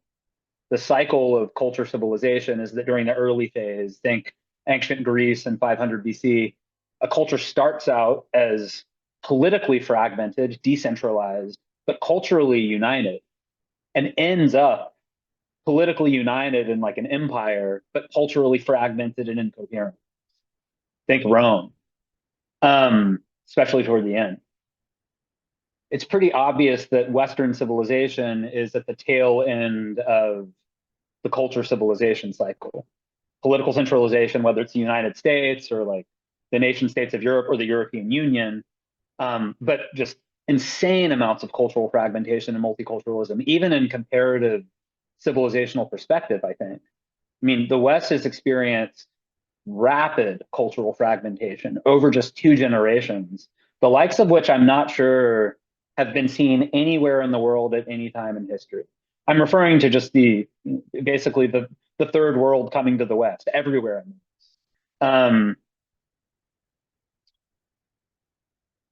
Right, so we're politically centralized and very culturally disunited, which again, that's one of many indicators that Western civilization is at the end of its culture civilization cycle.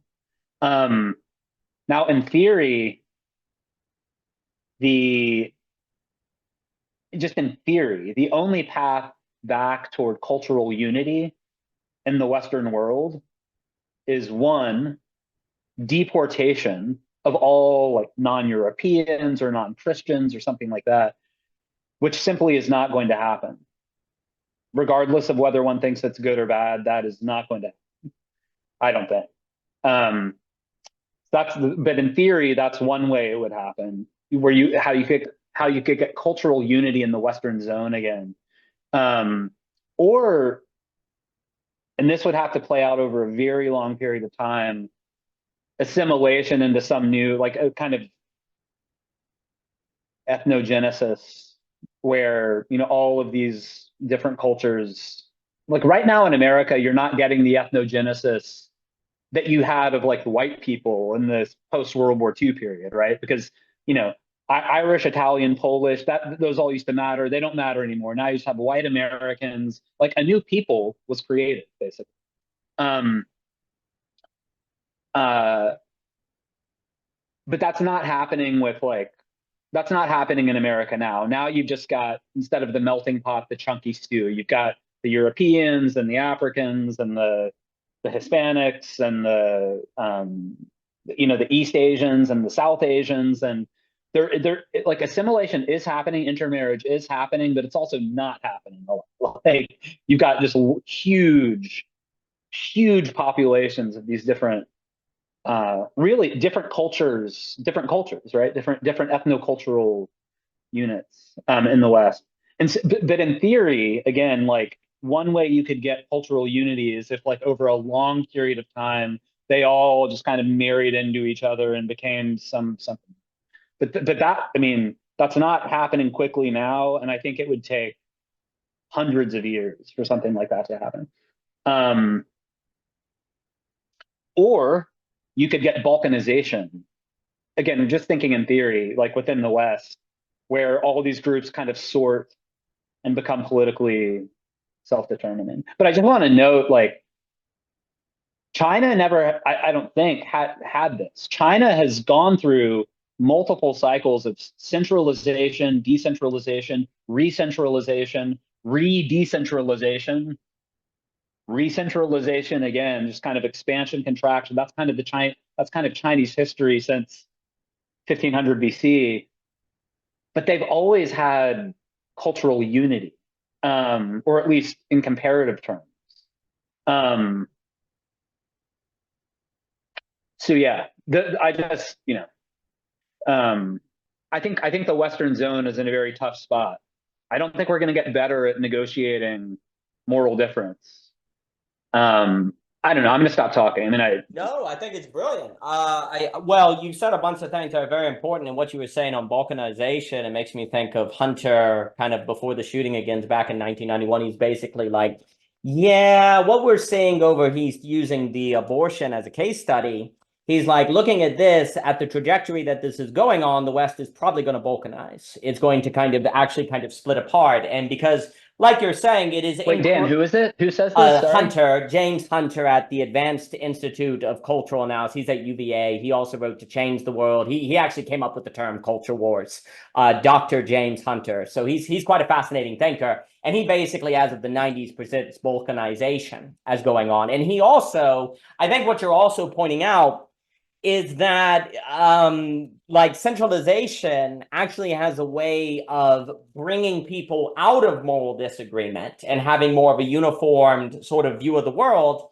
But this also suggests on an irony of decentralization if you're not careful. And maybe we could even incorporate, and then I'll give it to Mr. Jockin here, some of the difference between quitting and giving up from Javier's work, is that there's a decentralization that can actually be there's an unintended consequence of that, where if you could actually get worse moral disagreements because of that decentralization, thinking you'll actually get more harmony. It could actually make it worse because you've actually, in a sense, quit the work of, say, working with difference, and rather than given up the possibility of, say, a world where everyone thinks the same or something, to speak very generally, right? So there's a certain work that decentralization would need to do, and not to get kind of nipped by an unintentional consequence of moral differences being intensified, right? Like there's a way in which I think what you're saying, like there have been cycles of centralization, decentralization. Decentralization is not a magic spell that, you know, there are unintended consequences. I mean, that's why with Bowen's, we talk like decentralization without any thinking about a commons, which starts talking about culture, which talk like a unity of culture, is going to fail. It is actually going to be worse. And so you always have to think, yeah, you can decentralize currency all you want. You can decentralize political power all you want. But without commons, it's actually going to make things worse. But then commons is such more nebulous. Commons is much more of a difficult thing to think, right? It's the only thing that humanity seems to have gotten close with it involves religion. Like, but people are like, well, we don't want to do that. We want to have a commons without religion. Okay, what's that? You know, what are we talking? That's quite difficult, but that's what we have to think. And I really appreciate what you were saying. And it also, to me, I guess, decentralization, it's the trick of, like, you know, Jockin or Juvenal is kind of saying with the, oh, you're free, but actually the terms of services are in the background ready to get you. Oh, you've individually free, but actually the state is stronger. Likewise, oh, we decentralized. Yeah, but you didn't take care of the commons, so you've been tricked. It's actually going to be worse now. You know, you didn't see, and it's going to make, and then you're going to regret even trying, and then maybe the oppression is worse, right? So I think we have to tarry. Like, you have to tarry with the state. You have to tarry with the negativity of centralization. You have to tarry with it versus kind of a simple problem of, oh, centralization bad, decentralization good, right? You know, there's please, Brandon. Dan, sorry, just one quick thing, everyone. My apologies. But I mean, one thing I just think it's important to articulate. Maybe it's so obvious that it doesn't need to be articulated. But to me, like what political centralization and cultural disintegration, what it does, like the really bad thing that it does is it deprives people of the opportunity to live in culturally coherent communities. Mm-hmm. Like there are many people in the Western world now who do not feel at home in their countries, and even in their local communities. And that's a terrible thing to deprive someone of, other things being equal. And when you have decentralization, I think what you're describing in very general terms, it's almost like you have kind of intertribal or international warfare rather than civil war, right? Right? But when there's international warfare, that still means within the nation or within the tribe, there's that, it's home. It's home. So I think that's a really important thing that that decentralization gives you, that political centralization. Well, okay. I know you mentioned religion, right? You can create a universal religion that can kind of create a home within a much larger group, and you kind of gestured for that. So maybe that's an important qualification of what I'm saying. But anyway, I just wanted to articulate. No, I think it's a brilliant articulation. I mean, that's the $1 million dilemma of belonging again, on the idea that, yeah, you can create belonging in coherence by forms of decentralization and sort of smaller and smaller units. The question is how to do that without leading back to an American Civil War or leading back to something like that's why it's the unsolved paradox or problem, right? And then to your point, if you can't have if everyone's not going to ethogenesis, meaning an ethnicity is grown that has a coherence that comes from a genetic process, all right, well, can we get better at discussing moral disagreement? That is an effing high bar. I like to think that the spread of the liminal web infrastructure may at least be able to help with that effort. But there is well, let me put it this way.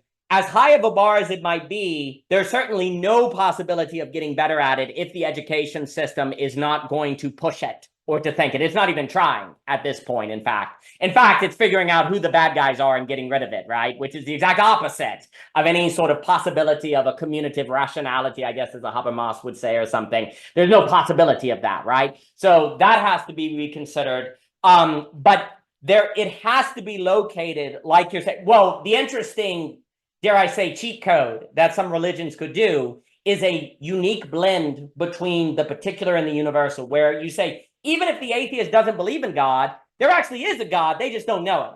So there actually is a universal identity while simultaneously a particular identity, right? That's the weird cheat code that religions were able to do by getting into the metaphysical, right? There is actually a universal identity, even if people don't believe in it, right? And Dan, just to make sure we're on the same page, I would cite 2 religions as having done this really well. Some religions are very much tied to an ethnicity. Judaism, Hinduism, even though it's got like more than 1 billion adherents. Do you know any non-Indian Hindus? Sure. Christianity and Islam are the 2 I would point to. No, as in that they move a religion that transcends profound the ethno, that racial, transcends cultural, the ethno. Yeah. No, I think that idea of having a religion that is able to move beyond the ethno is quite interesting. What is interesting with Hinduism is the capacity to have a plural, like in Hinduism, it's a polytheism. There are many gods, but actually they're all the Atman, right? The Om, that there's a singular, right? So yes, it's mostly located in India, but there are a great variety of sects of people that believe in that Hinduism. Yeah, we shouldn't forget that India is like unbelievably internally diverse. So that's a good point. Yeah. Yes. Yeah. And so, but the point is, various religions have come up with ways in their metaphysics, if you go, or theology, to deal with the problem of the many and the one, if you will, or having a coherence while simultaneously having a universal possibility, right? But the universal possibility does not necessarily dilute the particular, right? Now, I'm not saying it was perfect, because obviously it was not, but that's the challenge. That's the kind of thing you got to be able to do to avoid some of these unintentional game theory dynamics that emerge that lead to all of these unintentional problems that we're now dealing with. And I just always think it's interesting how religion, rather intentionally or not, dealt with many dynamics that you're like, oh, it's just thoughtless, it's just thoughtless metaphysical dogmas. Well, maybe, but it also has some pretty sophisticated social psychotechnologies to deal with game theory dynamics that, whoopsie, now we have to deal with, and we have no idea how to deal with it. So I appreciate everything you said, Brandon. Let me give it to Mr. Jockin, Javier, and then Michael. Mr. Jockin. Yeah, Brandon, good to have you on the call. So I think you gave a great overview of the general cultural coordination, right, over time, centralization, decentralization. Definitely, I think Rome is a very obvious, clear point, especially once it grew in, always the biggest issue with political organization has been scale, right? Actually, one of the main arguments for the limit of governance is based on scale. So kind of so thus one of the requirements of like the United States or any kind of modern nation state was it's predicated on mass technology, mass communication. There's a very different scale of orientation when the United States was 13 colonies, right? Versus as they kept pushing its territorial limit, it actually had to reorganize itself based on that, Rome had a very similar problem. Actually, Rome had a very big issue where its political organization was too centric to Rome, meaning many of their government bodies were centralized around Rome and the Italian peninsula area. And basically what that meant, it decentralized participation, representation of the outer colonies, of the outer regions, for example. I think that's an important aspect of studying the history of Rome, talk about that, how representation is managed. In current United States have issues of gerrymandering. I just think of things like that, kind of like parallels with that. I do think that kind of walking through of like what are modes of cultural unity. I think it's very important, like that language, like the issue of whiteness, right? The literal language of whitewashing was a very proactive action. This wasn't just like a passive thing that just occurred, like passively. There were social. It is interesting because it was semi-public, semi-private kind of social. It was like not NGOs, basically NGOs, nonprofits, that they made it their mission to take in these immigrants, the Rush, the Irish, the Italians, and to homogenize them, quite frankly, literally whitewash, basically by learning English, coordination by language. That was a very big property. The mannerisms and expectations of, because I remember, I think we kind of forget, here's a good example of what happens whitewashing. Like, it was a huge concern that these were all Catholics. America was Protestant. That's what the American experience was. And you can have a bunch of these Catholics show up. It was a huge problem. I mean, and that's not a small thing. That's a big thing, because it's to the point where JFK had to explicitly address it in his presidential run that, no, I am not answering to the Pope. That was a derogatory assumption of Catholics. And he had to go to West Virginia and prove he could, win a primary in West Virginia, which has like no Catholics other than Robert George. Another example is Alfred Smith in New York. He's a Catholic. He ran in New York. Listen, I'm from Long Island.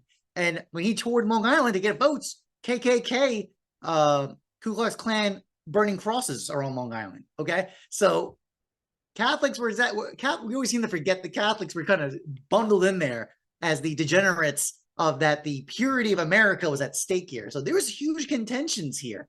And the project was homogenization. It was whitewashing to the point where, and it actually worked very effectively. One can make the argument this worked incredibly effectively.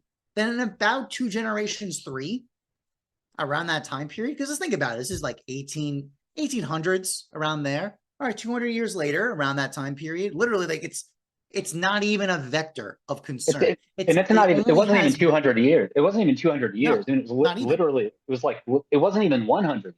Yeah. Like, it happened very quickly. One can make the argument it actually worked very effectively. Now, there's like subtle little tenements of it, in the sense that, for example, it's actually a very funny curiosity. In New Jersey, Italian Americans still considered a protected class. Like, again, that's the thing. Most people would think that's insane. Like, how can Italian Americans be possibly a protected class? But that was relevant at that time, at a certain time. But that just gives you, first, that gives you a context of the protected class status, which is an invention of the civil rights movement and the civil rights laws. That's how fresh it is, right? Let's give you a context. Like, that's such a new development. So one can make the argument, we got a solution. We just homogenize the shit out of a population. There is an answer. We have answers, guys. But what I was trying to say, like, it's going to be much harder, I think, to do that with Muslims and Latin Americans and East Asians and South Asians, given they're more culturally distinct. They're more cultural, and Black people, obviously. We're talking about. I was about to get to that. I was actually about to get to that, because actually here's the tension. And one of the ways we identify is via privations, martyrdom. Black Lives Matter has all the structure of a religious martyrdom structure.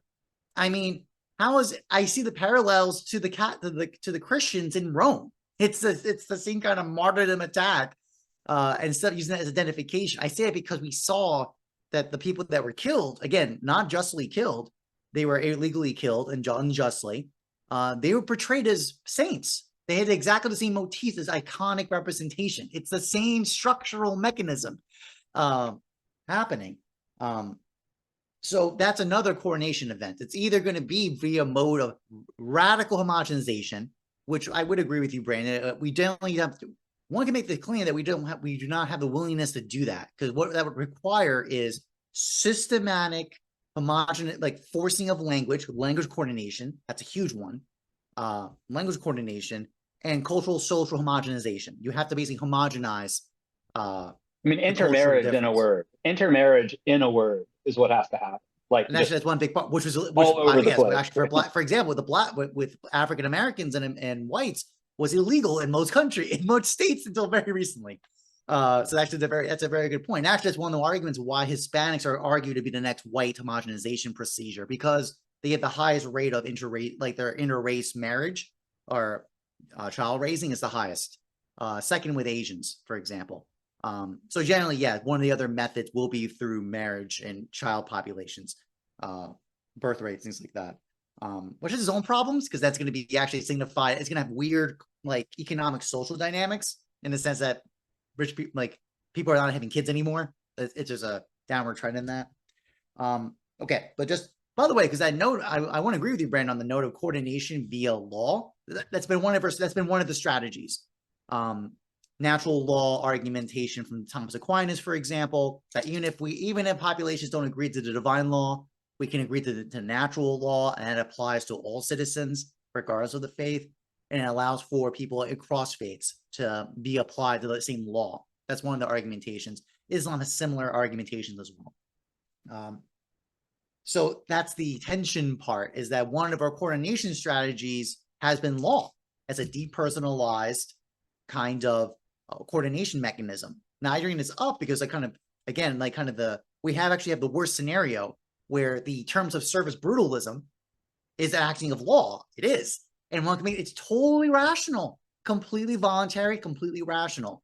But what it does, it actually has all these, it doesn't have all this infrastructure around it. It's just, you've kind of created the like structure of law with none of the coordination properties of religion, of language, of religion, of community, of culture. Even all those are stripped out. You just have the mechanism of the law, and it's only done in this kind of invisible terms of service mechanism that only activates at very particular times. It's not even like always there with you. It kind of shows up out of nowhere. So I just think about that, because it's that tends to be the solution. It either does, I'm kind of chewing through that. It's like either radical, basically privatization, attacking martyrdom. For example, Ukrainians and Russians clearly hate each other. They have like such an extreme visceral antagonistic position with each other because of what's going on there. For example, Black Lives Matter is a manifestation, expression of that same kind of procedure. Or it's basically whitewashing, cultural homogenization. That's basically the other solution via these mechanisms we just said: interfaith, interreligious, ethnic marriages, language homogenization, cultural homogenization. And by the way, actually, Thomas Aquinas is actually very important. I remember when Thomas Aquinas was writing his work had political, social purposes. It was to coordinate, harmonize the Platonic Aristotelian accounts with Christianity. That's his purpose. These texts were coming in, and some of them were radically antagonistic to the faith. Islam too. The incoherence of the philosophers was a response to Neoplatonic thought that was antagonistic to the Quran and Islamic thought. Just like Thomas Aquinas, had to do similar mechanisms. The most obvious one is just one good point is the infinity, the eternity of the universe. That's rejected by Islam and Christianity both. So that'd be just one point, is quickly identifying a very fundamental cosmological argument that you have to articulate that and harmonize it. But there's a lot of usefulness in Platonic and Aristotelian thought, both in Islamic and in Christian schools thought that. So a project of philosophy in that case was to act as a coordination. It was meant to coordinate. And so I'm kind of chewing on this point of coordination. I feel like it's a much more better solution than the terms of service tyranny or brutalism, because that's the thing too. A lot of these terms of service, like I keep going to this because it's like I find the general position in modern society is it actually doesn't matter what people think. We don't have to tell people anything. They can just live in their ignorance and have their own opinions about whatever. Who cares? Because as long as the terms of service structure is operating, it really doesn't matter what people think. This is kind of radical separation of belief and judgments and views, because it's as if the law is completely independent of people, which for anyone here who has a virtue ethics point of view, we radically reject, because we know that there's this kind of deeper interpenetrative necessity that the subject individual must have virtue for law to have any real standing. We are made by the law to be virtuous, but we also are contributing to the law with our virtue, because we have to be citizens to act in the law. This is actually why I think, Philip, your point about credo is, I go to that text a lot, because I mean, that's the thing. Look out, watch when you see contemporary, when I give my students presentation of credo, I apologize for going so long, because I'm kind of chewing on multiple points. Most people radically reject that dialogue. To say the state has a claim on you to send you to go die, you have to go. If you were told to kill and to go die for the state, you must do it. It is the right thing to do. It's just like, it's absolutely presented to you that is the case, and you're a deviant nothing. You're a useless white of dirt if you choose not to. I know many people who would disagree with that claim on many grounds. So as a like, I'm just showing how I kind of, when I'm chewing through on this, talking out loud, is that we generally feel like the operations of the law, of technology, of logic is somehow independent of subjects. That's the problem fundamentally, that we just left subjects to be this radical emotionalism, use the kind of McIntyre language. It's kind of radical emotionalism. We just emote, and we just have these states of complete incoherence. And it does not, it's literally kind of like, it's like the worst of equivocity, in the sense that there's no coherence in reality. There's absolute nothingness. So thus everyone will be insane and just let them do whatever they want. And there's absolutely no standing and requirement that they have to be changed or cultivated in any way. It does not matter, because the law, as long as that's upholding, that will hold everything together.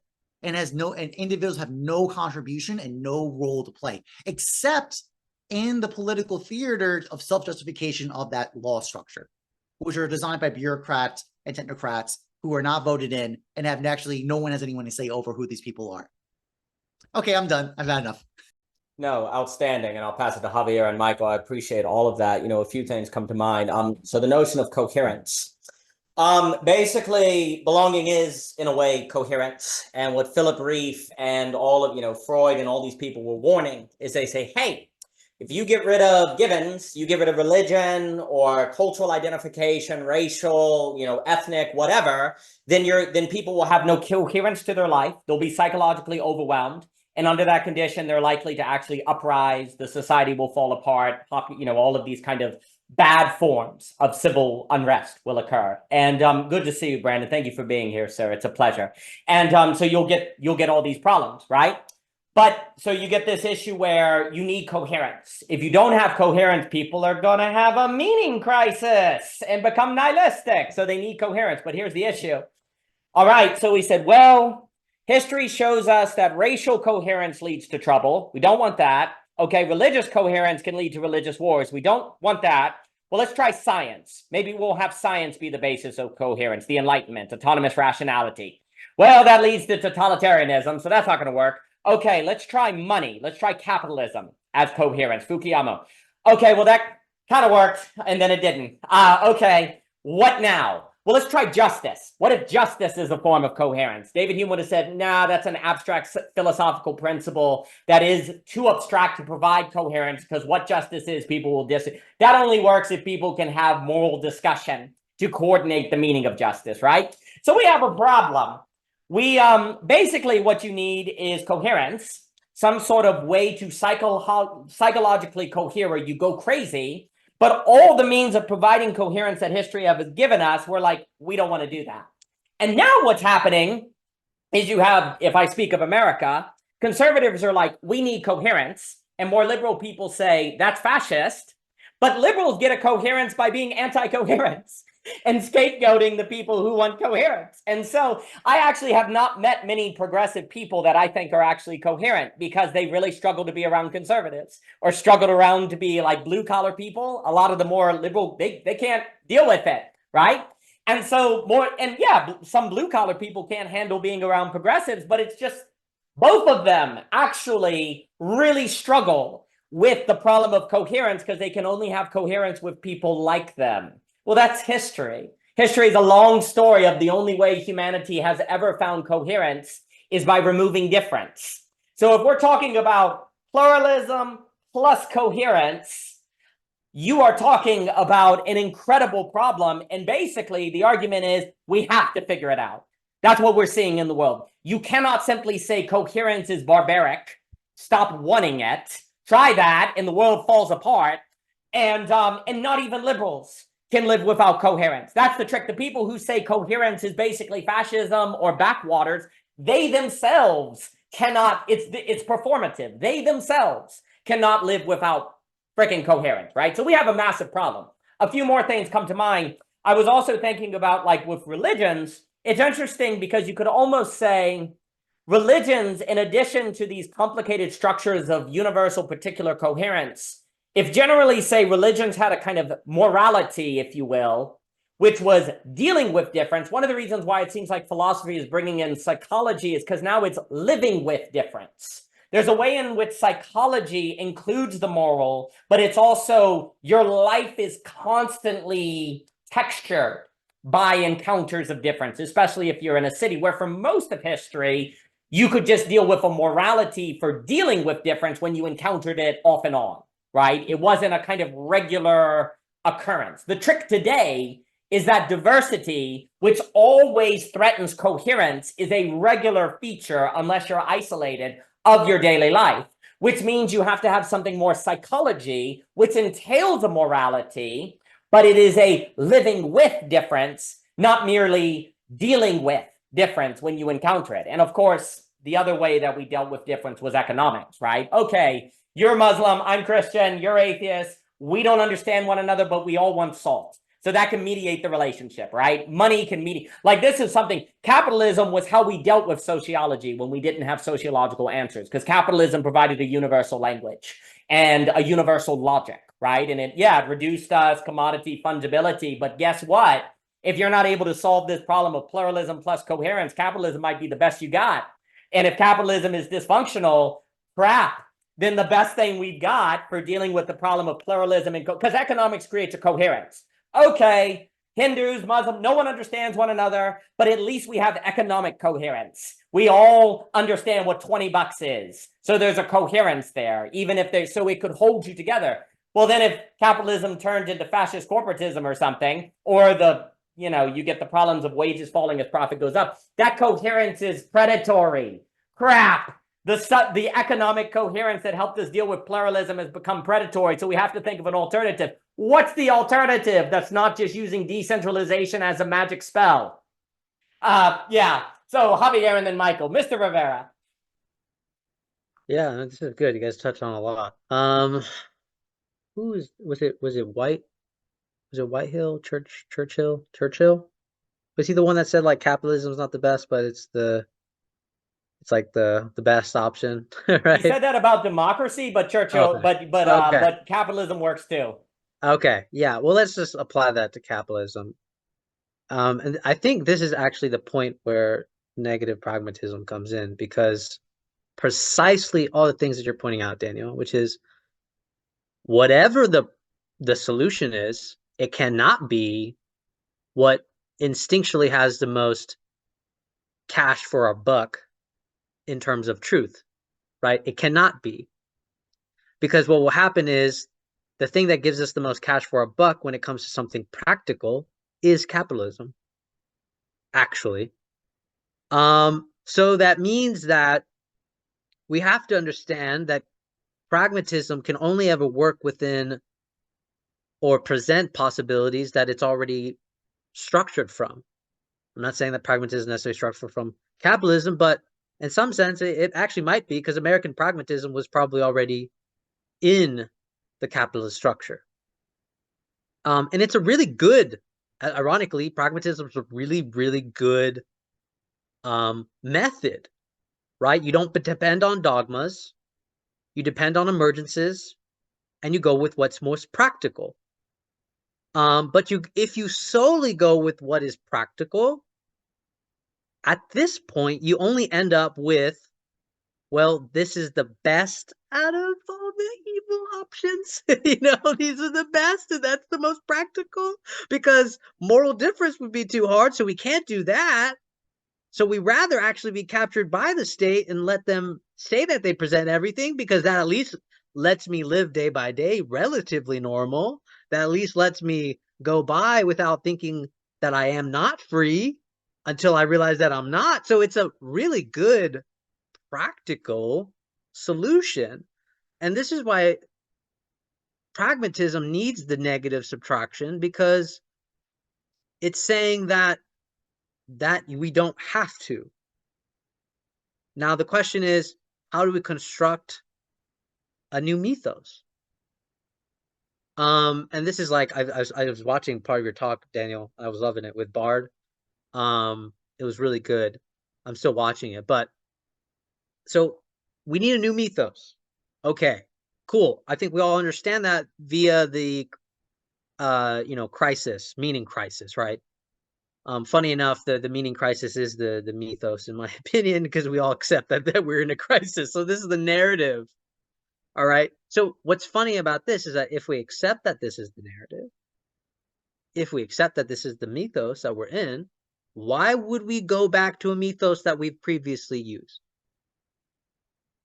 Why does that indicate to us, if we are in this meaning crisis and that's the narrative that we accept, then why don't we understand that any pragmatic possibility is actually not possible? We're actually going to have to embrace the idea that lack is not nothing, per Jockin, and we're going to have to risk coming up with a new mythos. I mean, communism is always trying to perpetuate the thing, but it's also trying to reinvent its own mythos all the time. Now, this other question, which I think you and Bard got on, Daniel, which is this question of not just coherence, but transparency. That's what the state also mitigates, transparency. Now, we like to believe that we can fully accept full transparency, and I will say, no, we cannot accept full transparency. That is just not possible. That is a Bard absolute. We all vary on this to how much transparency I can acquire or not. So not only do we have this problem of that we need a new mythos, but we need a new mythos that somehow mitigates arenas of transparency for populations. And you could say this is why why it would be actually more difficult to have a centralized mythos like this, because that would be impossible. This is why we would need kind of like a plurality of mythos that navigates the transparency. But then we're still at this one problem, which is, how do we deal with the difference of these other narratives that people are having? And that is the crux of the question. But what's so hard is, like, whatever answer we're thinking immediately cannot be one that has already been previously used. But I do think there is some creative possibility. For example, taqiyya. This is the Islamic kind of idea of you practice your faith in secret, and it's actually reducing the transparency to live in a world. Now, that is not ideal. Granted, that is not ideal. In fact, Christians probably did this too in Japan when Christianity was being subjected to a kind of persecution. But the idea that we can hide something in the face of a kind of narrative, or make it less transparent, is an interesting maneuver. But I would like to bridge this to, how do we taqiyya, for example, the other narratives, not in the face of persecution, right? This is already going off from, you have a group mythos, there's a group mythos, there's a group mythos here. But how do we blunt the transparency between another mythos and another mythos? I think that's the fundamental question. And I think that's why I like taqiyya, because taqiyya is almost saying, how do I engage with this other narrative while concealing my own, blunting my own? And I don't know. That's the question. No, brilliant. I'll pass it to Michael, Philip, and Mr. Jockin. Basically, if I were to speak very generally, we have to somehow be the basis of mythos, something that cannot be become a social currency, which means it has to have a certain veiling, a certain invisibility to it. The problem with race is race becomes a social currency. The problem with even religion and like dogmas, it's a social currency, right? The notion, like we were speaking with Bard on the Lovecraft, the kind of shielding the veil, right? And there's a great book called Secret Faith in the Public Space by John Mausick that talks about in Christianity, Bonhoeffer, Gregory of Nicaea, and Kierkegaard on how they said, no, keep your faith hidden, actually, because otherwise there's a social currency. And you see politicians do this all the time. I'm Christian, vote for me. Oh, how can you vote for the Democrat, right? So it becomes a currency. The only way that there could be some mythos that is more invisible, or it has to be practiced. Like an advantage of philosophy is it's really hard to make philosophy currency unless you do it as an academic. I'm a PhD, I'm smarter than you. But the act of philosophy is something that's very hard to make currency. Therefore, it could be the basis of mythos that does not fall into forms of currency that then destroy pluralism, right? But because it is secret, or there's a veiling to it, it can provide coherence and actually value, precisely because one doesn't throw pearls before swine, right? And as you all know, like, I do think, like, basically, as we've talked about before, I do completely agree that the notion of scaling the capacity to have moral conversations and communicative rationality is incredibly difficult. It does seem to me, though, to be only one of the only roads. And that's where we've talked about the liminal web as infrastructure. Like, for what I would put it this way, I do not think Web 3.0, decentralizing economics and politics without a commons or liminal web marketplace structure is going to do it. It's just going to fall back into the American Civil War. If you don't have a social coordination mechanism like the liminal web, Game B is just going to be the American Civil War again. Every decentralized effort for belonging is just going to fall back onto the ethical real, right? And this is where then you remove the college monopoly on credentials, you remove the classroom association of tests being educated. You have to move more and more people toward education and social engagement being a matter of conversation, not knowing the facts, because that inherently entails a veiled mythos. It entails a certain mythos that has to be mediated through discussion that is more difficult to make a currency because only the people who do it get it.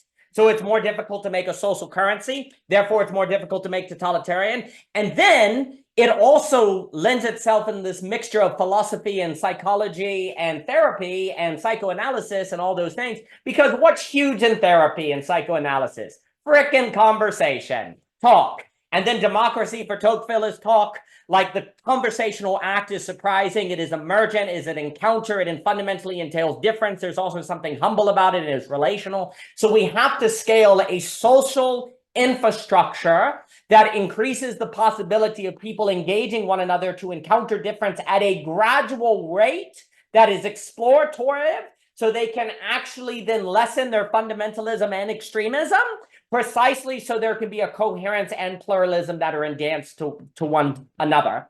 So, I do think the liminal web as a social infrastructure, not merely a content creating mechanism, could have some sort of infrastructural function in this radical problem. There's more to be said, but let me give it to Michael here. Michael, please. Yeah, so many great things, and so many threads to pull on. But I was thinking about, the idea of practicing your faith in secret, or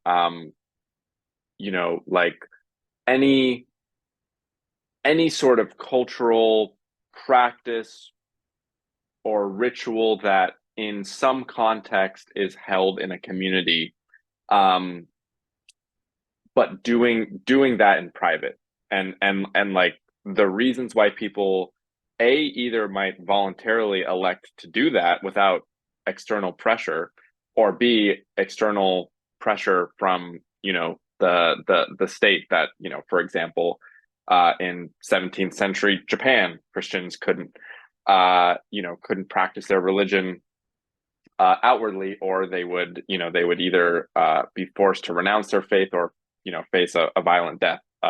There's a great movie, by the way, called Silence, with Adam Driver and Andrew Garfield, that it's just like there's nothing spared with how violent a death people would face if they were found out. But I was thinking about, you know, and then to Javier's idea of transparency, that, you know, if you are someone who is practicing your faith in secret, and assuming that means like in solitude, maybe it might not always necessarily mean that. You might be able to, you know, have a small band of people that you practice in silence with, but what you are sacrificing is the potential to find belonging and community oriented around that thing. And that's often a trade-off that people are forced to make between, do I practice this outwardly, and risk, you know, ostracization, alienation from maybe my family, my friends, my peer group, people around me, but insofar as I'm able to express myself authentically outwardly, I am able to attract community, and that can insulate me from the alienation from others. And so there's this tension that, you know, throughout history you see between, you know, between authentic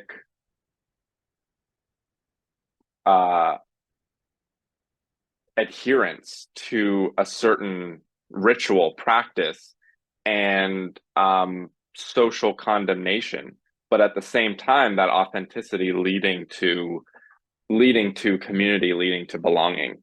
And, you know, that's a tension that if you know, we're speaking very like society, you know, societally, but if you drop down to the individual, that's a tension that almost every individual faces, is like, do I break out of this oppressive marriage and express myself authentically, that I know deep down this relationship is not working, and risk the alienation from my partner, maybe, you know, if you have kids, getting divorced and seeing your kids less. But what is on the other side of that is potentially discovering who I am, moving into authentic community, you know, knowing myself, examining myself, as all the great philosophers say. So there's that tension that at the communal level and the individual level exists. And I think, there's, you know, with the idea of coherence, it's very complicated and nuanced, because if you structure coherence around a moralistic set of beliefs, that then quickly becomes dogmatic and oppressive, and reduces individuals to a set of like almost like binary, like predetermined like choices. And so coherence has to be structured around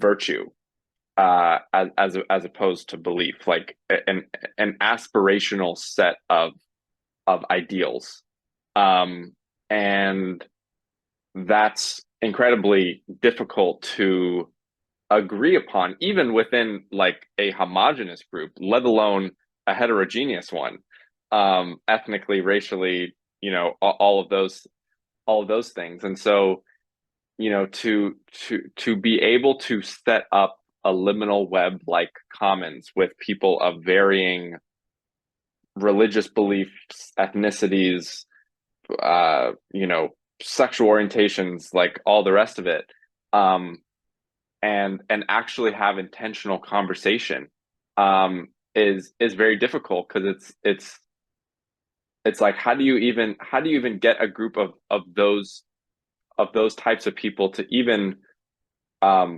have the same intention for discussing. But interestingly, I was talking with a group of close friends yesterday, and we were kind of talking about this, like what, like, it's a group of four of us, and like we're very close to each other. But like, you know, one of us was asking like what brings us together, like each time we talk, like what is kind of the reason for us to get together? Like, is it, sometimes it's kind of just, we're kind of just goofing around and just kind of riffing and shooting the shit, but then sometimes it's a lot more intentional, like we're trying to track something, we're trying to discover something, we're trying to understand something.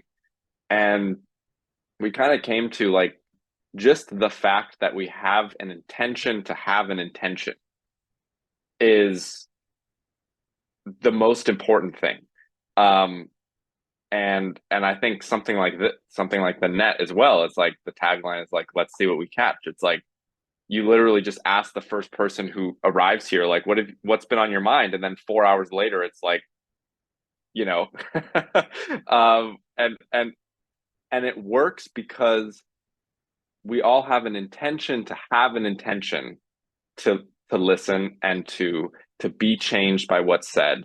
Like, we have no idea what the other person in the room has been thinking about. To a different degree, we don't really even know what we're going to bring. But I think there's something important in that. And this is the last thing, and then I'll pass it back. But that, like, the act of persuading people that is valuable is an interesting challenge and an interesting kind of proposition for me to like work with, because like, it isn't apparent that has immediate like economic benefits, or like, it's not like at the end of this we've created some policy that now we can like go out and like implement into the world. Like, it doesn't even necessarily have like an obvious like practical like, you know, utility to it, but it permits people to come together and explore themselves and ideas. And that's self-evident to me, that that's valuable. But I know to some people that's not even self-evident that that's valuable. So like, do you waste your time trying to convince those people that this is valuable? Do you just continue to, you know, again, with like the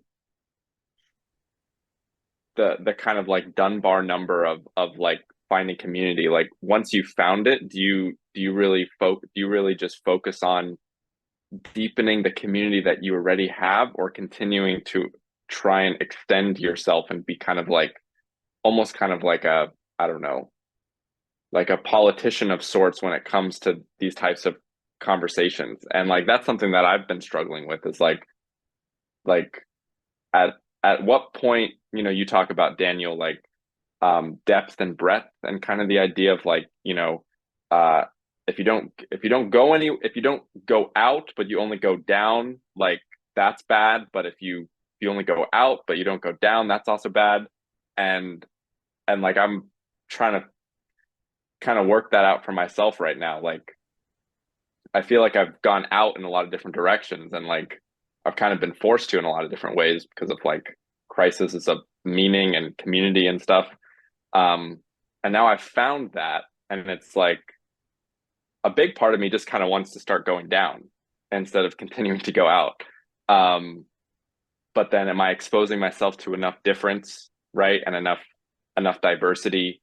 So I think that's like a big challenge of the modern age, where there's a lot less givens and a lot more people are away from their original like homogenous family and religious and communal groups, and so they're having to kind of create that themselves, and you don't really know when to stop, like with anything, like with money, with status, with accumulation of like wealth. You don't know when to stop. But I think also with community, like that's something that a lot of my friends struggle with. It's like, how do I know when like I have enough friends, or I'm like, I have enough community where I'm like good, and I can just then relax and just like delve into that instead of continuing to stretch out. But yeah, I'll give it back. No, brilliant. That may bring up Javier's distinction on giving up and quitting. Like, give up trying to know how many friends you have. Just give up trying to quantify it, but continue to put yourself in the possibility of encounter, right? Keep putting yourself in the places where you can intend to have an intention or to be surprised, and then you let the thing, let it go in that sort of way, but letting it happen kind of way. You said a bunch that was very, very good. And then I'll give it to Philip, Mr. Jockin, and then Javier. And alas, I will have to go. I have another meeting this evening and need to clean up some of the grass and all this other horror. There's always been a tension between proselytizing and signaling. If, like you said in religions, if you don't tell people, they can't join it. But then if you tell it, you could be pouring in from the top, which is bad storytelling, right?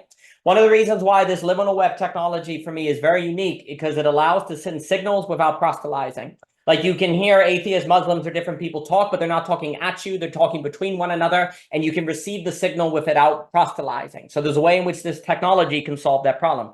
Also, it should be noted that there is a certain idealism and talking about the liminal web as a certain infrastructure to deal with various social coordination problems.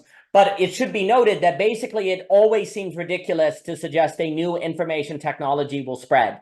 When the internet started, Paul Krugman famously said it was stupid. When the TV was invented, it seemed silly to think everyone would one day have a TV. When the cell phone, why do you need a cell phone? I have a phone on a wall, right? I really do think the liminal web is a distinct information technology from the internet in general. The mixture of YouTube, Zoom, and fast internet video technology allows a certain mode of exchange that is unique from simply searching on the internet or digesting content. It is an information technology that is distinct from the rest of the internet, even if it is on the internet. And thus, if Bard and Ong and McLuhan and all these people basically are like, hey, new societies formulate radically around new information technologies, then there are new possibilities with this. And this is where, on the idea of more and more people using it, or transformations of education, et cetera, this is where the meaning crisis can be beneficial, because as a forcing function of forcing people to look for alternatives. This is where the breakdown of pluralism into popularism and political turmoil, if we take Mr. Hunter correctly, and the Benedict, James Hunter with Faithful Presence, basically the shifts in what the world does is a result of people who have a faithful presence to a certain practice that they can keep doing it because they're gathering, say, intending to have an intention, who maintain a kind of consistency to that, as that is externally a forcing function that kind of pushes people more and more into doing it. And that's the dialectic of how history kind of operates. That's why the owl of Nineveh flies at dusk. The owl actually needs dusk to fly. It's not coincidental that the owl flies at dusk. Dusk is what helps the owl fly, actually, in that Hegelian sense. And so that's historically what's going on. But then the alternative to devastation as a forcing function is beauty as an attracting function. And those two can have a role. The other thing that's very important with philosophy, and this is why I do think philosophy as a medium, as a way of talking, is unique for dealing with the problems of pluralism, is because philosophy is so indirect. Philosophy allows you to indirectly talk about different beliefs without talking about beliefs at a person. Like, they can overhear it. Because it's the record function on Zoom that is very important, where philosophy allows you to say, talk about different beliefs or different mythos or different ways of thinking. And the commutative rationality then, based on philosophy, Like for Habermas, if you have the atheist and the Christian get together to talk about their beliefs, well, without philosophy, I'm just going to tell you what I believe. Okay, I don't really care because I think it's silly, right? You kind of need philosophy to actually have a conversation going, to even have the possibility of intending to have an intention without knowing ahead of time, which makes possible a commutative rationality, of which in itself can be a coherence that can help us deal with the problem of pluralism plus coherence, right? But this is why philosophy has this unique function, because it allows a way of indirectly talking about first principles in an invitational manner that doesn't feel like pouring in from the top, that then people can receive in their trauma that's not too straight on. Like everyone has various hurts and pains and beliefs, right? So one of the keys to reaching people and everyone is wounded is not being too direct, right? Like a good storyteller is not too direct. Philosophy allows that possibility. And also it allows the possibility of the interaction of difference without that difference being so blunt and direct that people can't handle it. So philosophy has a way of lubricating the conversations about moral differences and content that allows people with different beliefs to interact, and then have a reason to keep interacting. And that then formulates a coherence from the multiplicity as a harmony. But then it has never in history been possible, because there wasn't an infrastructure to coordinate philosophical discussion so effectively as we can now with the liminal web, and to record and show it to people, thus sowing the signal, like people telling other people about their religion. Now you have a signaling mechanism where people can then see it, overcome introduction problems, et cetera, so forth. And now you have a global, you have a commons dynamic at a global scale with an infrastructure. And it seems like, and then you were also saying with the divorce example, one of the other issues is that without philosophy, how do you know when your idea of getting a divorce and being your authentic self isn't just a Lacanian big other, you know, kind of thing? Well, you need psychoanalysis, right? You need to, well, let's actually question you, but not in a manner that's critiquing you. Let's actually go through the unfolding of the concept. That right there requires a conversational infrastructure by which people can be better decision makers. In a way, you can't be a good decision maker without philosophy and psychoanalysis. And to be the best decision makers, however imperfect, is a mixture of those things together. Well, you have to see that and you have to have access to that. And now that's where something like an infrastructure becomes very important. But let me give it to Philip, Mr. Shen. And what does it feel like to make a bad choice? The exact same as it does to make a good choice. So psychoanalysis shows us probably beneath most all intentions is a desire to live a more pleasant life. We get into all sorts of knots, and it becomes like a recursive feedback loop with philosophy, because how do we define that term? Generally, it has to do with energy. This is where the negentropic breadboard comes in, where I did this thing, it gave me a lot more energy. I did this other thing, man, am I drained. Now, we have ways of sort of hijacking the Earth's resources to make up for this. Indeed, one of the givens, I think, that, you know, as far as private property in America, something I find interesting is the average American home uses something like 10,500 watts continuously, has like 62 plus devices plugged in at any one time. Some people, you know, outside of the US might be like, this is why you got, you know, this is what you think a pleasant life is. Now take away air conditioning, refrigeration, access to internet, and I don't know, lights from an American, and they might still be able to have a pleasant life, but I think that might be hard. As far as the blunting of transparency, you know, playfully being flippant, we do this by using our brains. Like, we know enough. I think this is one of Alex Ebert's points, that the conservative generally moves from the amygdala, whereas the liberal moves from the anterior cingulate cortex. I think the mythos has to come from the pineal gland. So some of the ways to get to this are, yeah, ritual, sit down, Hare Krishna, you know, all this. But you know, another way is just to blast the brain with some DMT.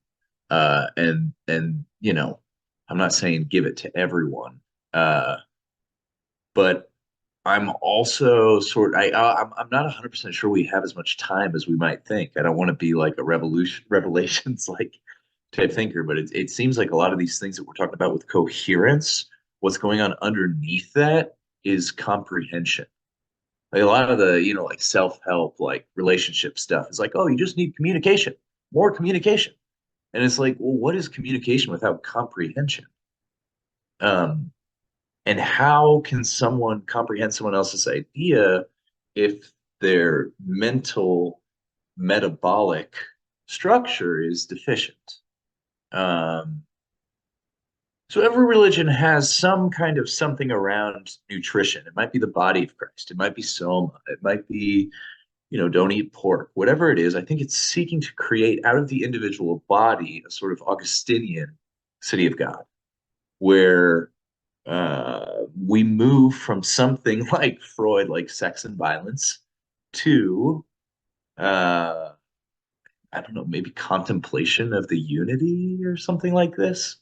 Like this is sort of how his life story went, and I think in order to get there, we have to kind of reverse the burnout society in a way that people are like very well rested. Their brain has nimbleness and agility. And I don't think that's such a big mystery. Now, how to get there, I think, is a big mystery. But like being like each person should have a house and maybe like a limit set on how much they can be worked. And then maybe the education will be about setting limits on, I think it's Alexander Bard who says like your daily digital diet, like keeping your calendar free is like the sacred act of the attention economy. And then I think it would just be about like pushing out our goals into infinity. Just realizing that we've gotten to the point where like having stuff will lead to more, desire of having more stuff. But if you put your goal in infinity, you can be sort of like a blissful failure in the sense that I want, like everyone in the world to have conversations like this. And let's say we die when there's only 800 million or 1 billion people doing it. It's like, yeah, okay, pretty decent. And I think the way that you get there is through the clearing found after having the emotional maturity to go through negative pragmatism, because that's what opens up possibility. No, very well put. And I definitely think there are questions of the roles of, say, nutrition, energy, time, things of this nature in this equation. Because, if, people like Gurdjieff, Rudolf Stein are basically like, hey, consciousness is not merely the brain, but the entire body. So your ability to comprehend and experience, even in a qualia sense, can be tied to the state of your body. And I think stuff like Gurdjieff and all of that. And then look, I mean, it's not by chance that frickin' Plato, Aristotle, Socrates are talking about the frickin' gym. I mean, the wrestling, and like there was a much closer relationship in like mind and in religions as well. There's like, you need to fast, you need to have some sort of sexual purity or different things.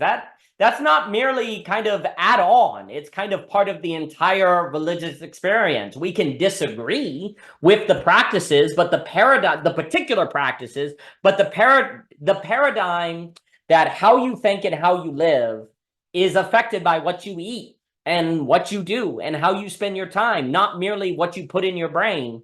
Like, that's a big deal. And I really like the point as well that communication and comprehension go together. To me, one of the benefits of philosophical discussion is it simultaneously trains your capacity to comprehend and to be nimble. It's like a certain mental gem, right? Whereas the problem with merely share, like, I believe this, you believe that, there's not necessarily any training.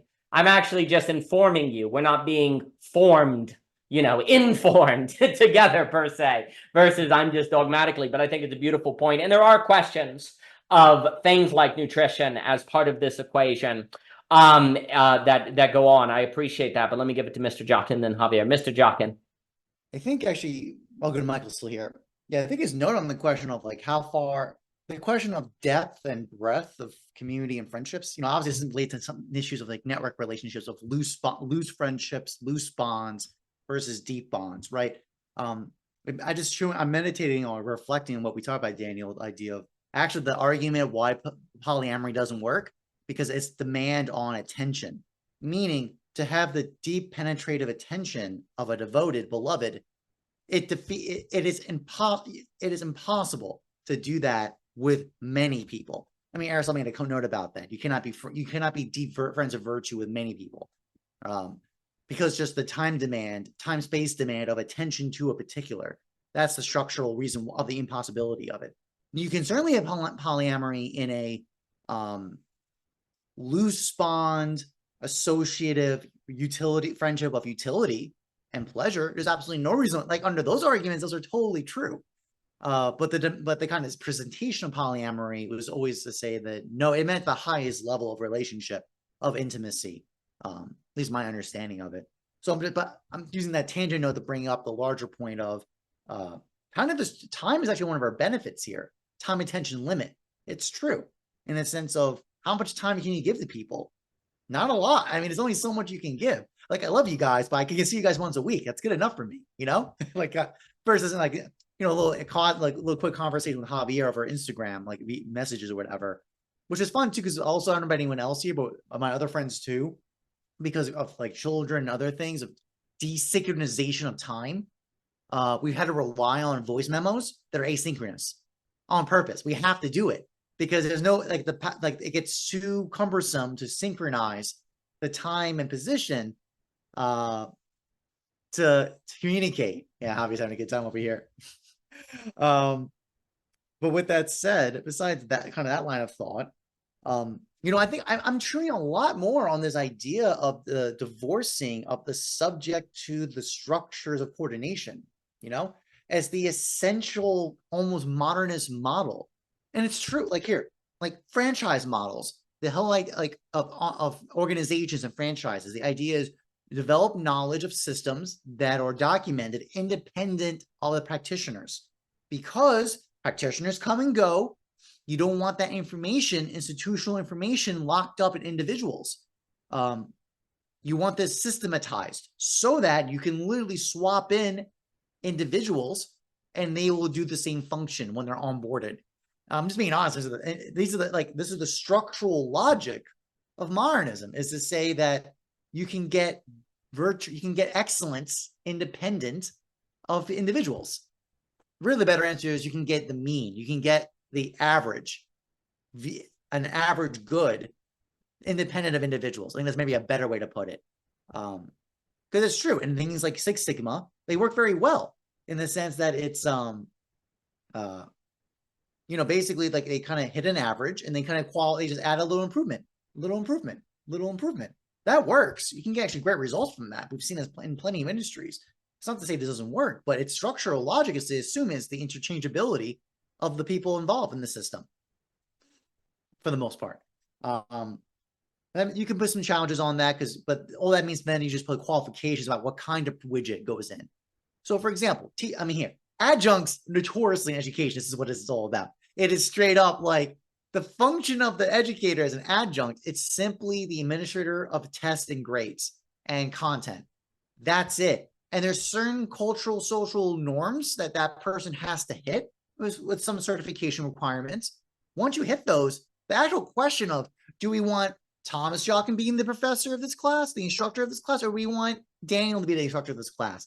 That kind of that distinction of person A versus person B, once the minimum requirements are met, are not as a non sequitur. It does not matter. It's nothing from the view of the organization. Okay, I'm just bringing this up because things like, for example, the net, it has a temporal structure. It habituates us because guess what? I look forward to my 3 hours with you guys, right? I look forward to it. I anticipate it. Yeah, it's very cute. It habituates me to be here. And even though it does not have an explicit intention, the structure of the norms and culture of this group do habituate us. We're getting surprised, we're getting insights, we're thinking about things afterwards. It's a very aesthetic experience. Part of the aesthetic experience I teach my students all the time, you have to be penetrated by the sensation. That's very different from just cognizing it by abstraction. Meaning when you're looking at, for example, we're looking at a landscape or something. We don't just say it's red as a pure abstractional term. What kind of red? What does it remind you of? What kind of, like, basically it's more of a dark, is it more of a blue, kind of a violet red? Is it more of a yellowish red? Is it is it saturated? Is it desaturated? Yeah, the somatic element. Yeah, exactly. This is kind of the aesthetic experience is about that penetrational quality. I'm pointing out, that's what I'm just drawing out, like in terms of institutions and structures, the net does have that property by the nature of how the structure is organized. I find that immensely interesting. And the last note actually related to almost like a trilogy built up. I want to propose, I say this because we have coherence of network system and of network relationships, of social organization. Then there's transparency, as Javier brought up. I'll talk about that in a second. So I want to posit a third, the interpolation of the system. What that means is it's the ability for information to be shared across multi-dimensions in a multivariate time series. So what that means is basically, like, and that relates to coherence, and it's the result of coherence and transparency or opacity, because basically we're showing up in certain ways with each other. We are using certain words that are acting as ciphers, and they absolutely are, because trust me, the normies do not understand what we're saying. And this is why we can say really, quite frankly, sometimes hot shit, some serious shit, and no one even understands what we're saying. It's in the open, but no one knows, and no one's gonna know because they're not in the club. They don't know the cipher, and they don't know the translation of it. It's no different than Christians using the initial letters of Christ to say, "or the fish." God damn it, it's the same damn thing. Like, if you don't know, or like another more contemporary example is when the Gaza conflict, where the watermelon is just it's a cipher of the Palestinian conflict. You're not going to know it. Trust me, you're not going to know it unless you know the context of what's going on there. So I'm just saying that and that how is it able to be intelligible is by a certain coherence with a certain amount of transparency, information is being presented that's being understood and interpolated between subjects. I find that, and the key part is that being affected by it, right? It has to be a subject being changed. That's kind of the distinction. In the past, the way this would work is it would just be operating on pure abstractions. And actually, that's the whole point, is that this transparency part, this idea of privacy. I brought this up before. It's ironic. You have this like double contradiction of privacy. And certain modes where, like, absolutely, you can show up exactly as you are, as long as you're exactly like everybody else. Because the mode of coherence is consumption. That's our coronation property. That is. It's what it is. It's basically how we're going to relate to each other in the marketplace or in any space. It's by consumption. So by profit, by having to eat, having to fuck. I mean, like, I'm just being honest with you. Those are the modes of comprehension, of interpolation between the subjects of cultures, is those modes. That's basically it. But that's actually, like, ironically, in that act of trying to express that, is like, that's a real transparency of who we are. It's actually really devolving us and making opaque many things. And on your note, Javier, of the Islamic tradition of opacity, yeah, there's many cases of that where we basically speak in ciphers intentionally so that we don't get picked up what's being said when we say the certain terms. And we know that's going to fly over the head over most people, and that's fine. But I'm just kind of chewing on that, because it seems to be the operation here. It's like there's three aspects of it, of coherence, transparency, interpolation. Not interpretation, interpolation. I just want to be very clear. It's a difference.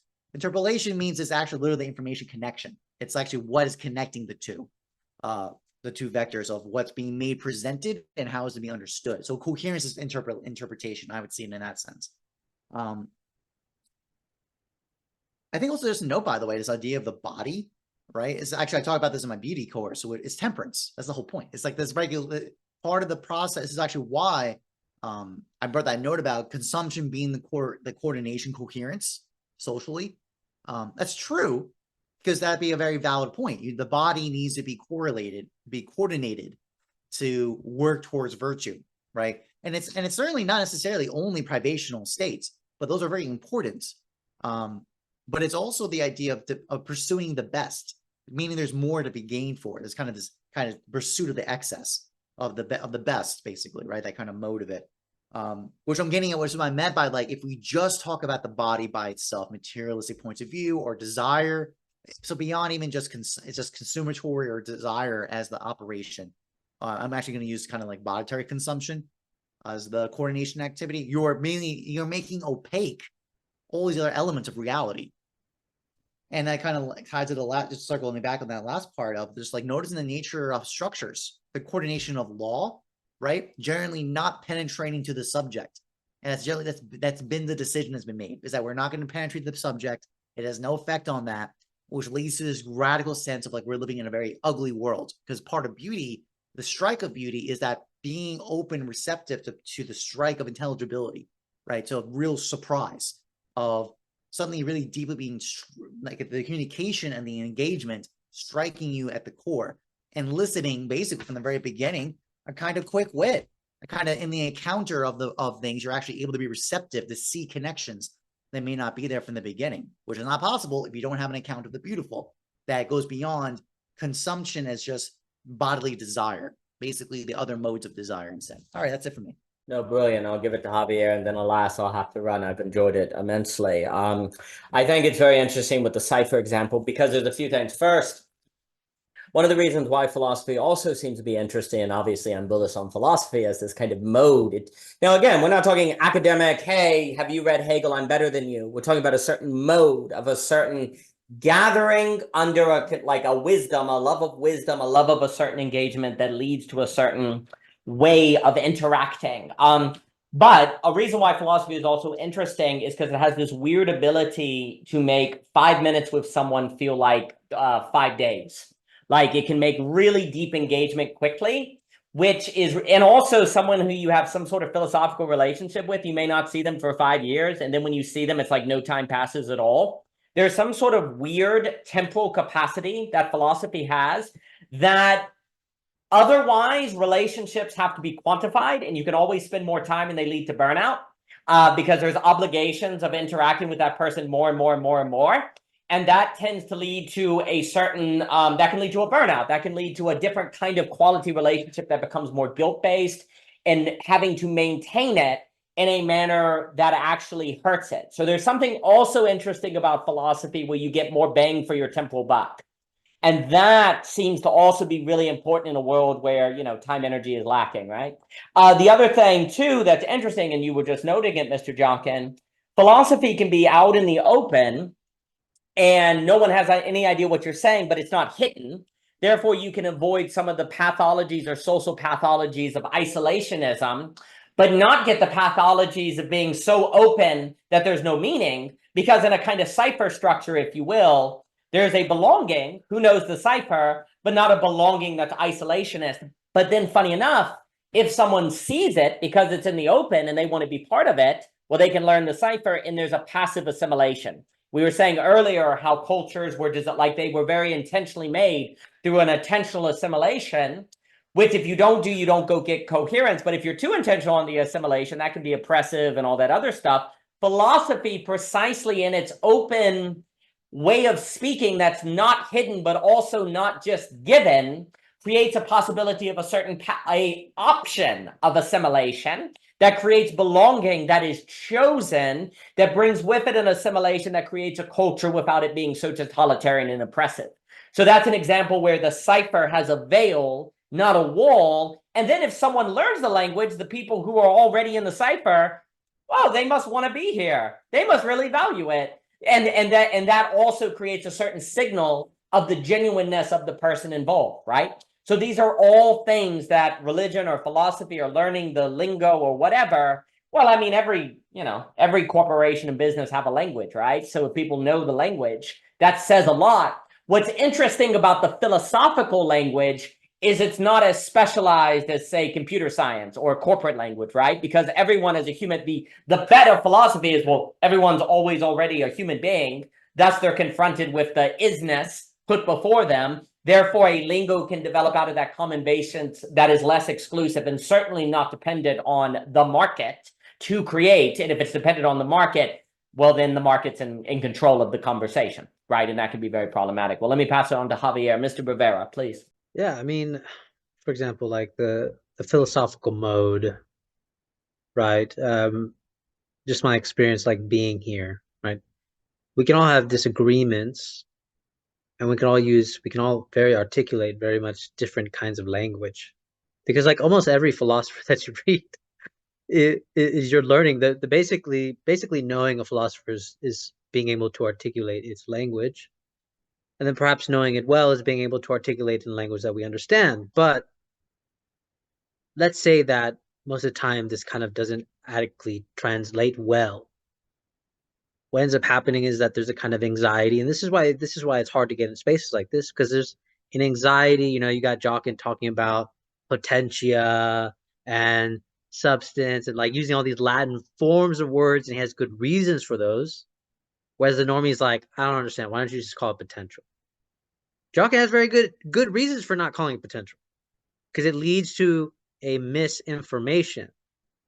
The same thing with like if I talk about Badu, I can't translate it without using multiplicities, because like it's not translatable without using these words, strictly because you're using mathematical language. So I have to say multiplicities, and you kind of almost have to just infer what I'm talking about in a way. Yes, you have to risk almost being called pretentious. But the thing that's interesting is like the more you play with this space, you start to understand that, well, nobody knows the language, because there isn't like a universal language per se, but we are articulating to each other about what we're saying. You know, so there is a kind of opacity being portrayed. There is information being shared. And then the thing that I was going to bring up lastly is alienation as a fundamental limit to belonging. And this is what most people are afraid of when you get into this space, is that you'll feel alienated. And trust me, I fooled myself more than once on this. Is like, okay, you feel like nobody wants to talk about philosophical ideas, so you feel alienated. Okay, cool. But it's the fact that even you can feel alienated within the philosophical group, precisely because there can be a failed articulation of what you're trying to say, right? So how do you deal with that? Well, in my experience, there is no necessarily dealing with it. It's just understanding that that's the fundamental principle from which you actually belong. And this is what's interesting. If you understand that alienation is the fundamental limit to belonging, because actually you would only have a desire to belong if we belonged, we wouldn't be talking about belonging. Plain and simple. Plain and simple. Alienation is the limit to belonging. We need alienation to belong. Now that's weird. That's really weird to say. How could we say that when we're trying to belong? Well, that's the very impetus to belong. And just like the way Philip was talking about, like this sort of natural energy, this sort of like, there's things that tire us, there's things that motivate us, they attract us. Alienation is a very strong attraction for belonging. The question is, how do we deal with alienation? The answer isn't eradicating it. It's how do we take that propelling, attractive force and make it as a tool for belonging?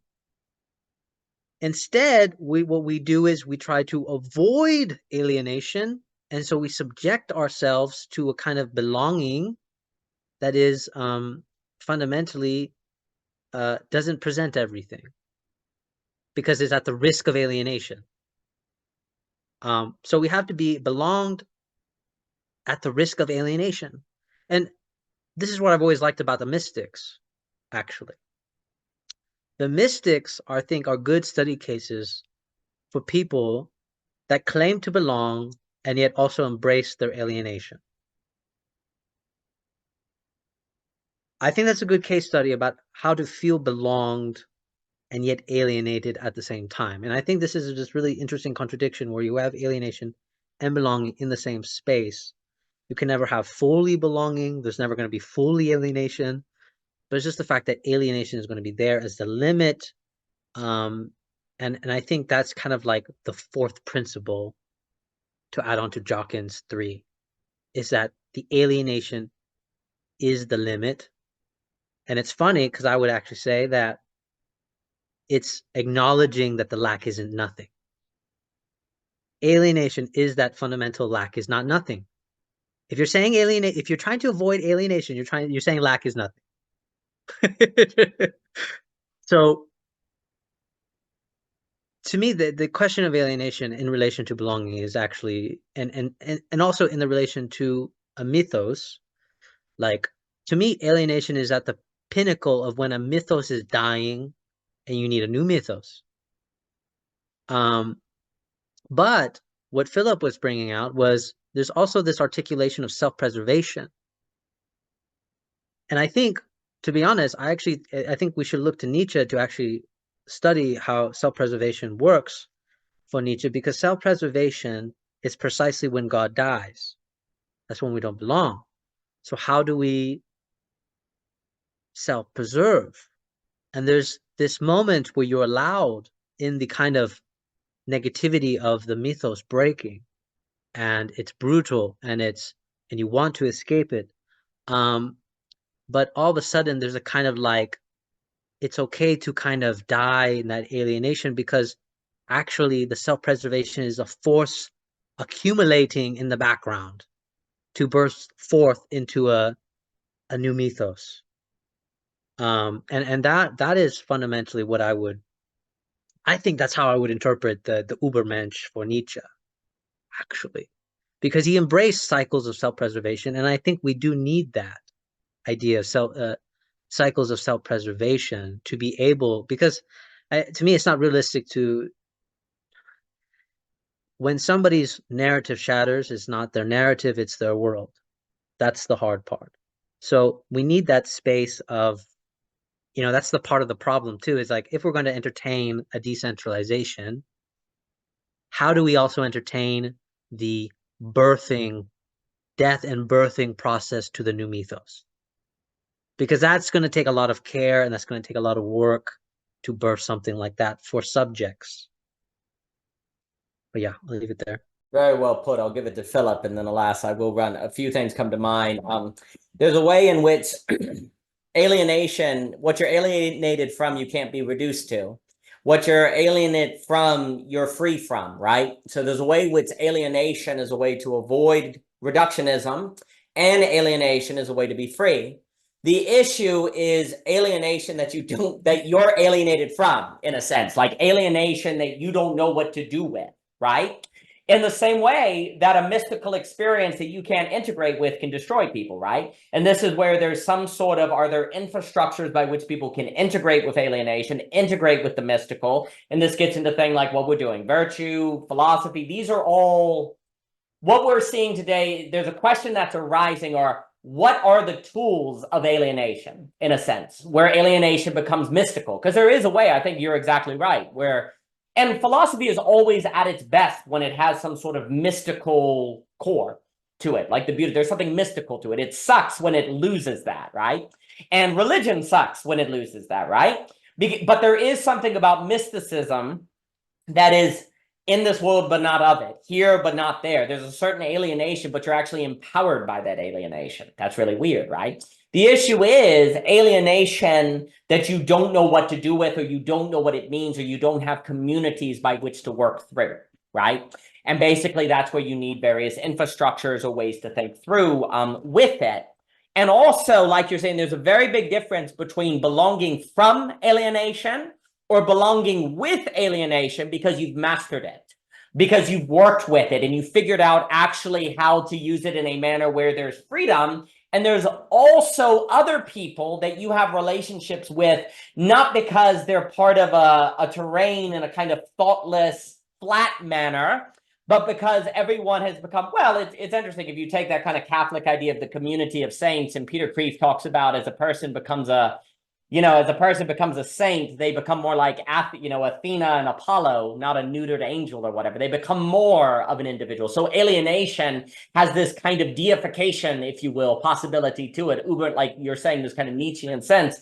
And it's a relationship between people that are more particularized in that mystical deified sense, if you will, that then are attracted by beauty to one another in that virtue, as opposed to attracted to one another because we're not alienated, because we all believe the same things, right?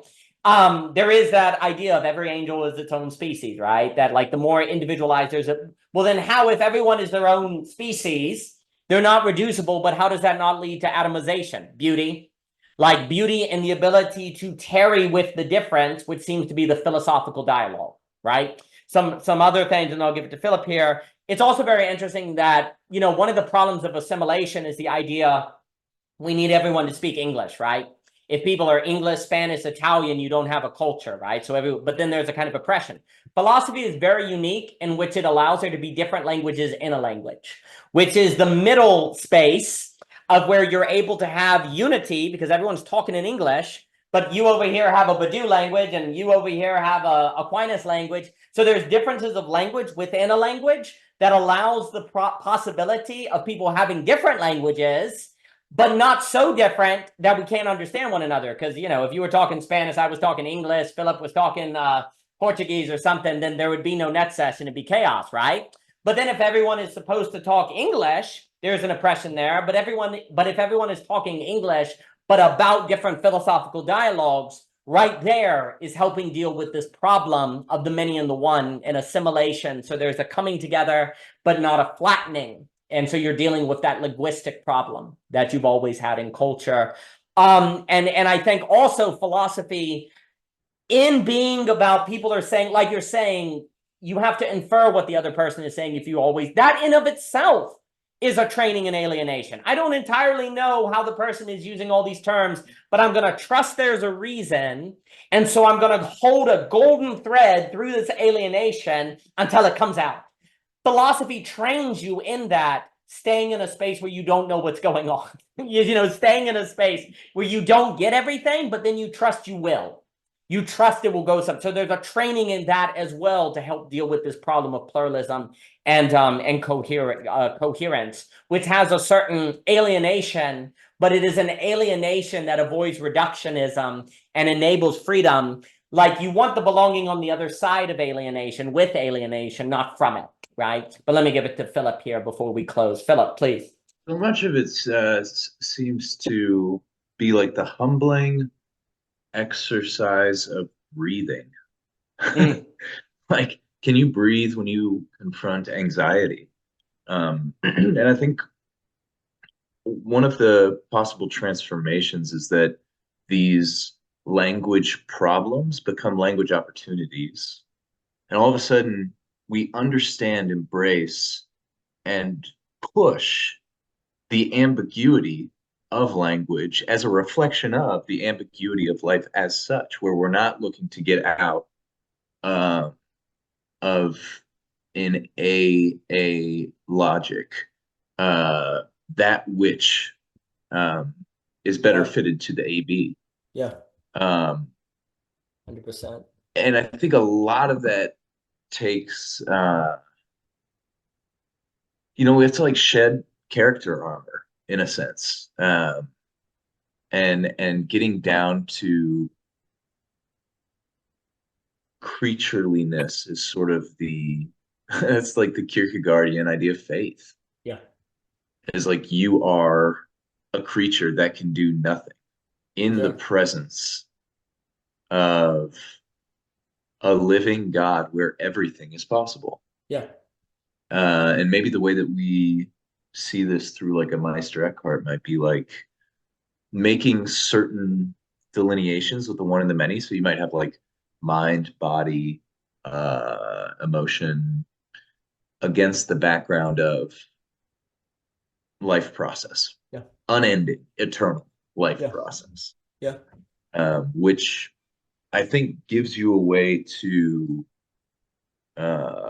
reconstitute your central nervous system in real time so that there's less blockages and you're kind of more of like an energetic flowing creature. I think that's very well put. And I'm of the opinion that, you know, again, philosophy is training in a way that helps your nervous system.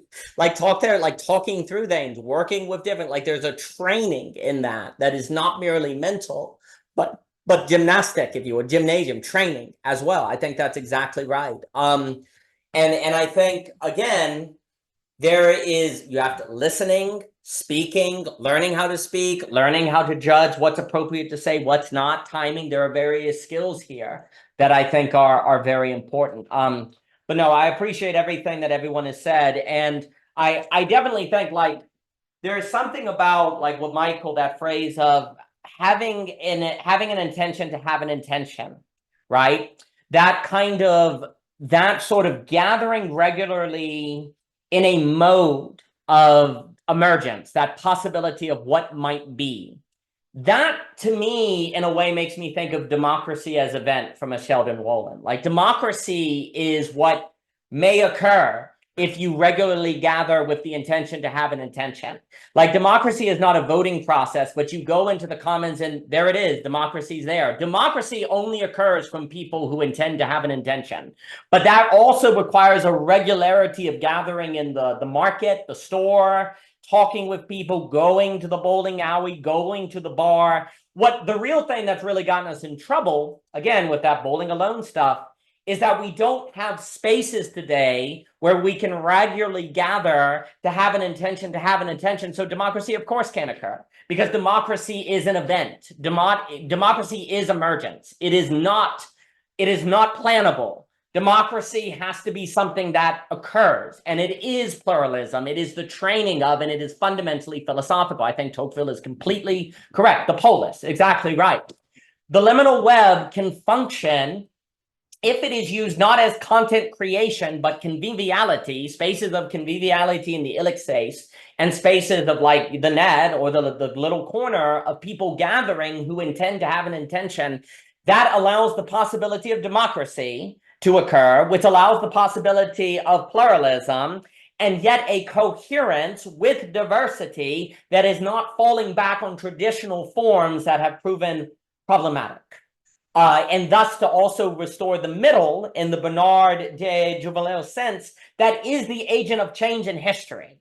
The agent of change in history is the common space. It is the social space that is not the state or collectivism, but communityism that involves individuals coming together to be something that they could not be outside the community, that leads to democratic change and possibility that is not merely an expression of culture, of corporate interests.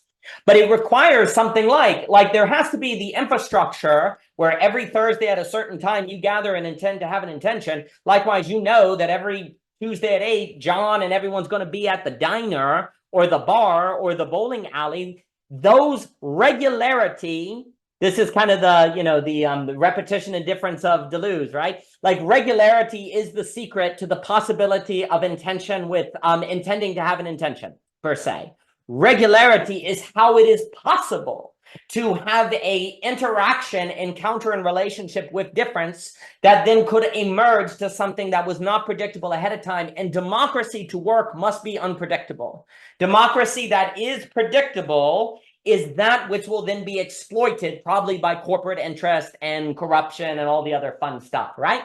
So and the same goes with philosophy. If philosophy becomes something that is not a product of an intention to have an intention, then philosophy will be turned into an academic discipline that's probably pretty boring and something about currentization and social capital and not the love of wisdom. So it goes with art and everything, right? Everything seems to be at its fullest when it emerges from a space of people intending to have an intention that cannot be known ahead of time, that if it occurs, it is not reducible to a preset plan and has a qualitative experience that is something that makes you go, wow, I'm glad I was here. And so everyone, I'm glad that you were here. It's been a pleasure. I've enjoyed it quite a lot. Thank you so much. I'm going to see if we can plant the rest of the grass. Best to you, friends. All the best.